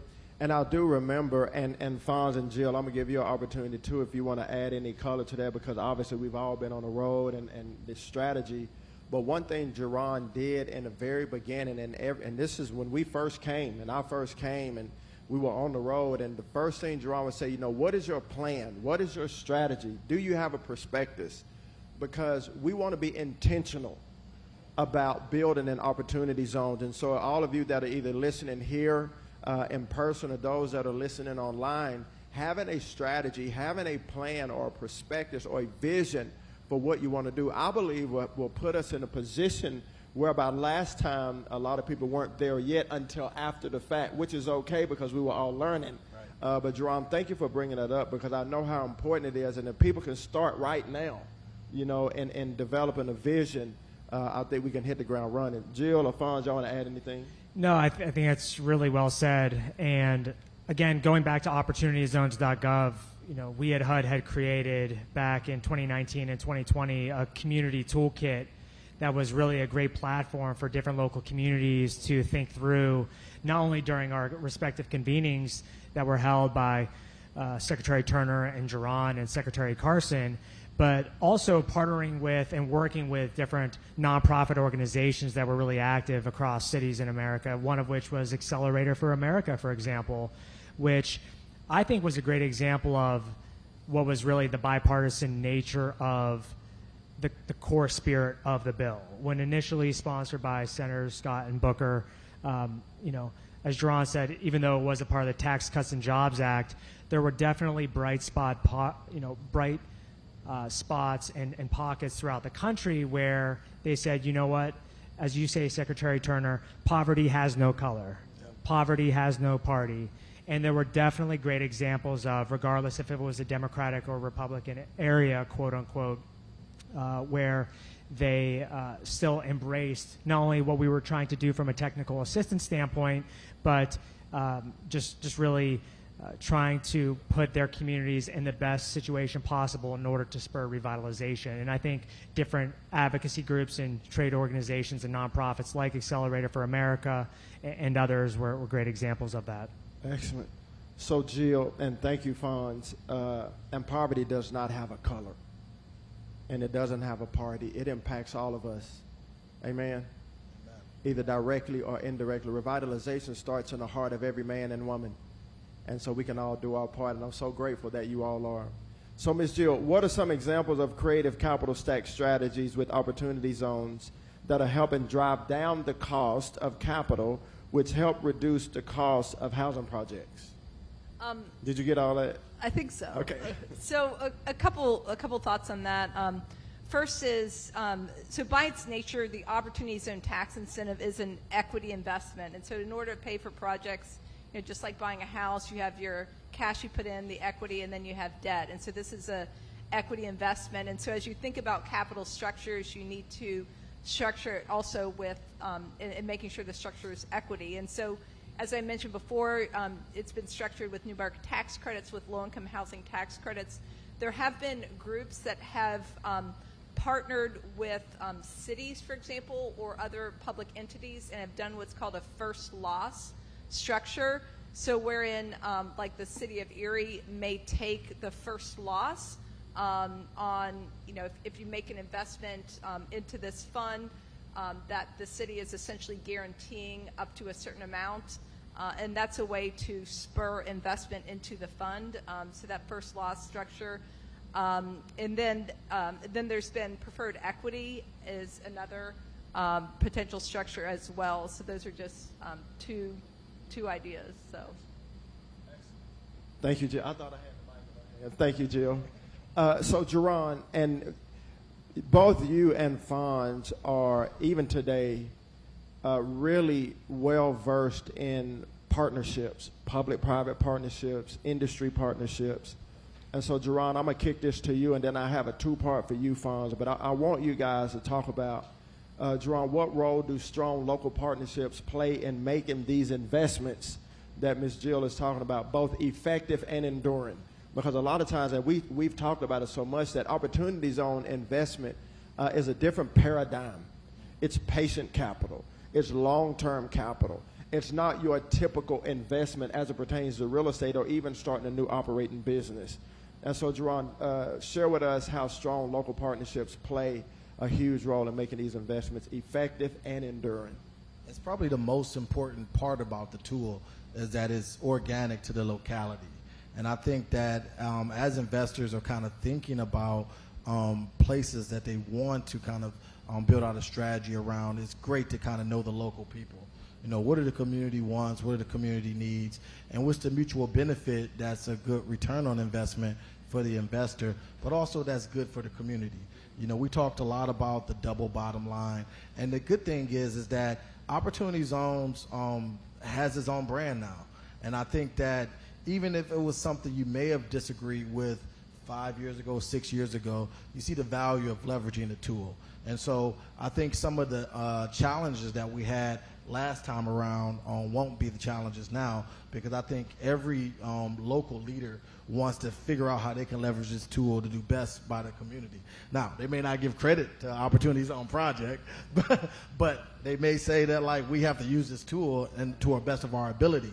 And so it creates those unique partnerships. But the beautiful thing about our country is that it's so diverse. You know, Cleveland's not the same as New York. New York's not the same as parts of Mississippi and our rural communities, or if you're looking at native lands throughout the country. So knowing kind of exactly what that community needs and what's the challenge and how you can use that asset, because maybe some rural areas are a good place to put a data center, or maybe looking at an innovative way of kind of doing a mixed-use project that's going to create jobs and at the same time give some walkability and housing capabilities to individuals. The world is kind of opened up to innovation, and as we're trying to approach this tech boom, I think we're going to have different voices at the table than we had the last time, because we're trying to deal with some of the nation's challenges, or it may be an infrastructure need. That's why we end up having like 17 different agencies involved in this, because we also knew that community development is just as important as economic development. And so it's about thinking outside the box and building around this tool. But it all starts with those local voices and figuring out how we can make some real dominoes fall to catapult the best and the brightest in every community around the country. That's excellent.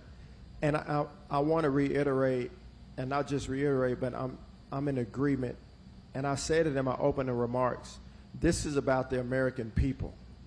And I believe the Opportunity Zones brought people out that, had not the Opportunity Zone legislation come about, would not have come out to invest their time, their expertise, and their resources to make their community better. So Opportunity Zones, to me, have literally galvanized communities in a positive way, because it is about the local people, not only economic but community. So thank you for bringing that up and reiterating that.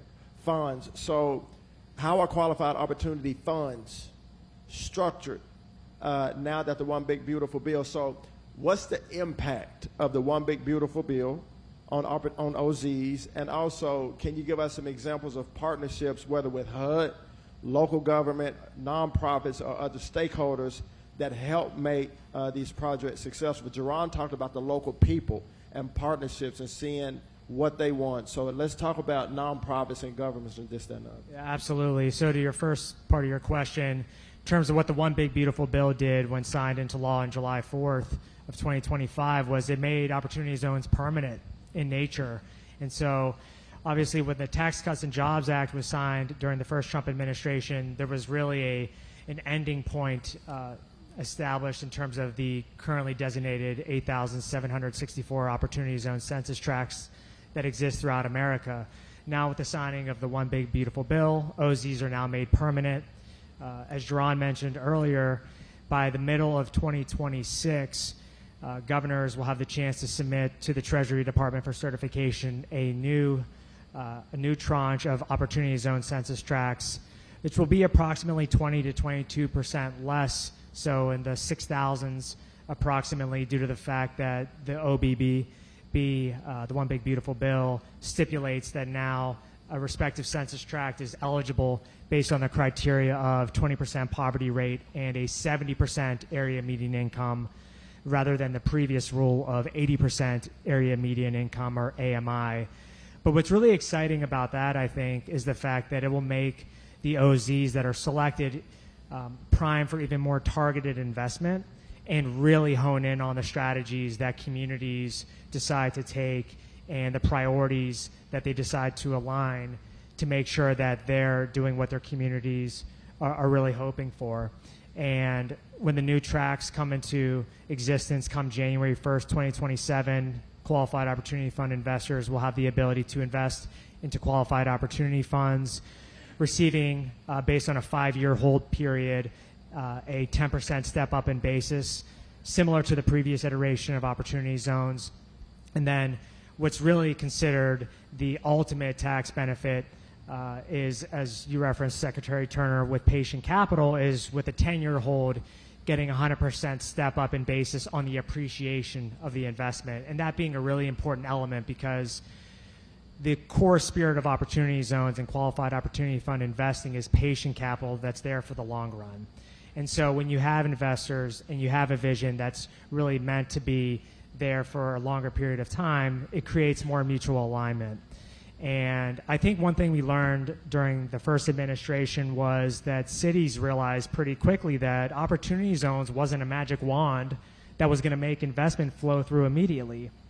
So to talk about the second part of your question, Secretary Turner, with localities specifically partnering with different Qualified Opportunity Funds to make sure that that capital is invested into their respective communities, was saying, okay, what can we do to be competitive to make sure that this is where people want to invest? And so whether it's tax incremental financing or TIFs through local CRAs or community redevelopment agencies, tax exemptions, property tax exemptions, especially if trying to ensure that either affordable workforce housing is set aside or included within a mixed use and mixed income project.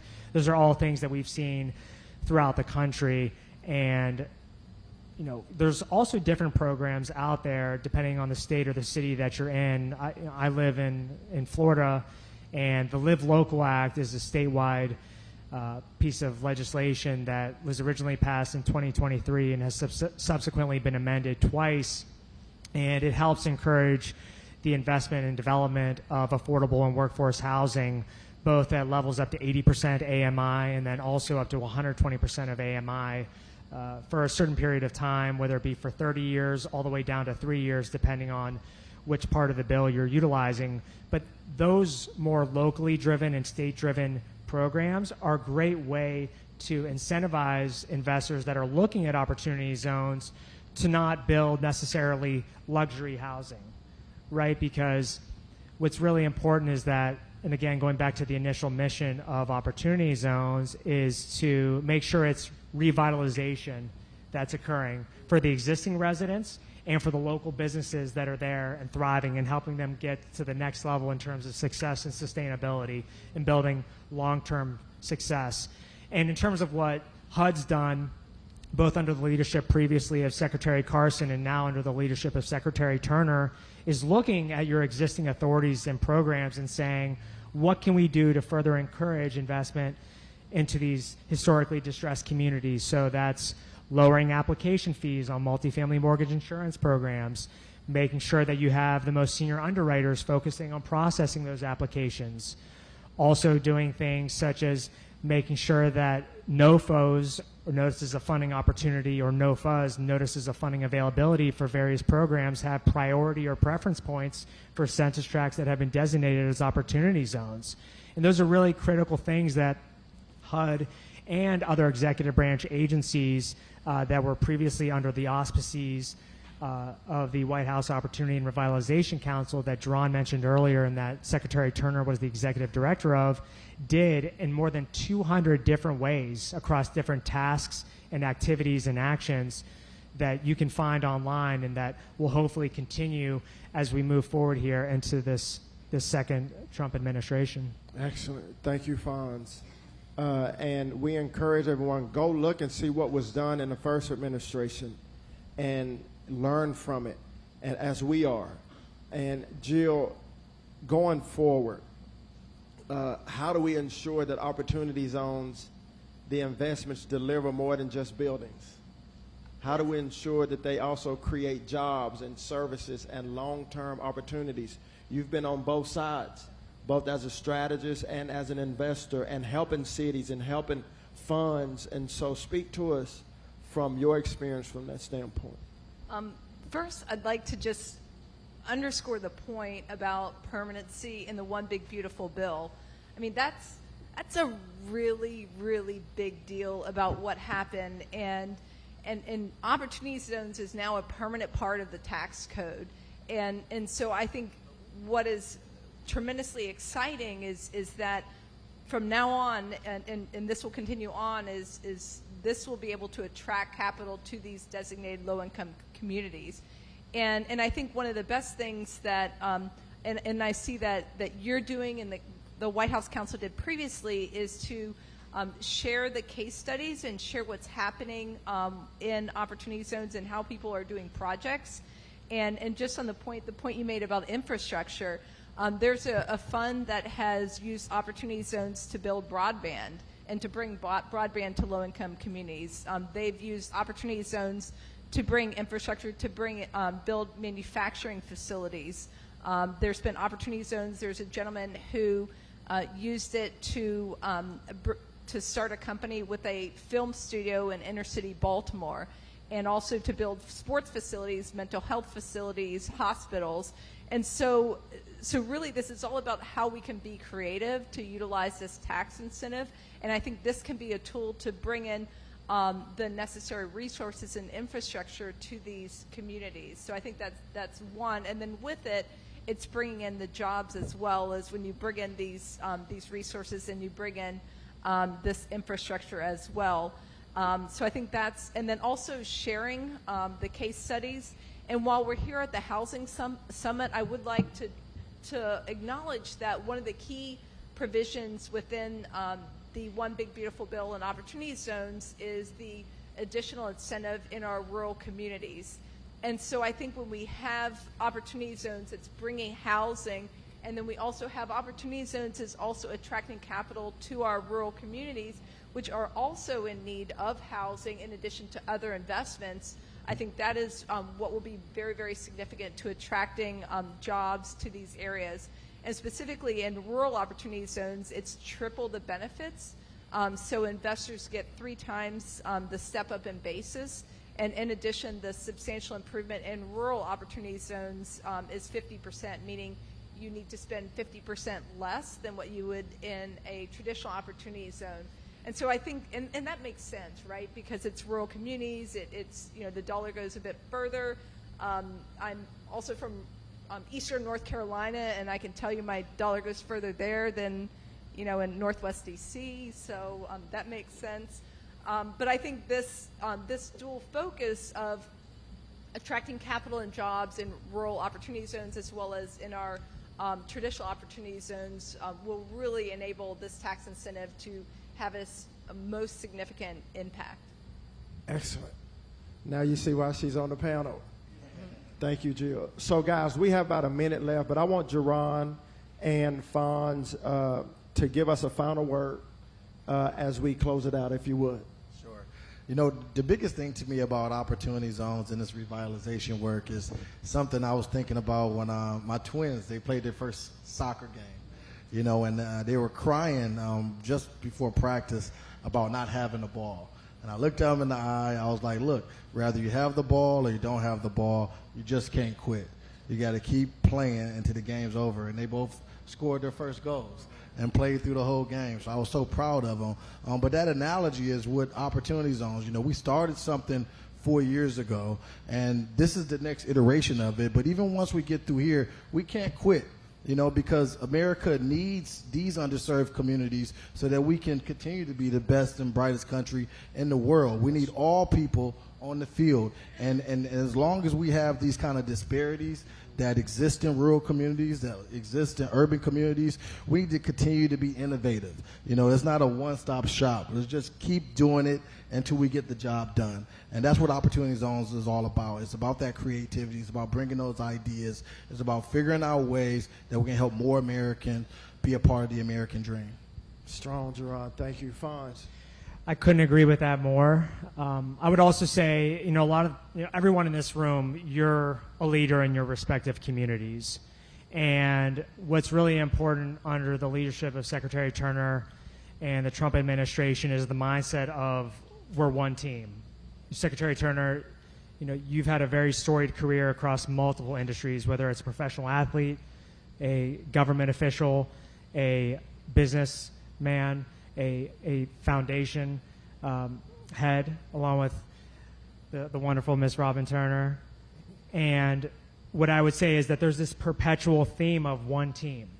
And I really encourage everyone in this audience, and when you go back to your respective communities, is to encourage your local anchor institutions, your local leaders, and your peers to say, hey, what are we doing about the opportunity zones that we've been designated thus far, and how can we prepare over the course of the next 8 to 9 months leading up to mid-2026 to encourage the different nonprofit organizations and municipal agencies and program offices to prepare in anticipation of submitting the newly designated census tracts to your respective governor's offices before they're certified to the Department of the Treasury, because time will move very quickly. And what's really special about this time around is the ability to have the foresight and learn from all the different case studies and things that have transpired over the course of the past 7 years to say, how can we do better?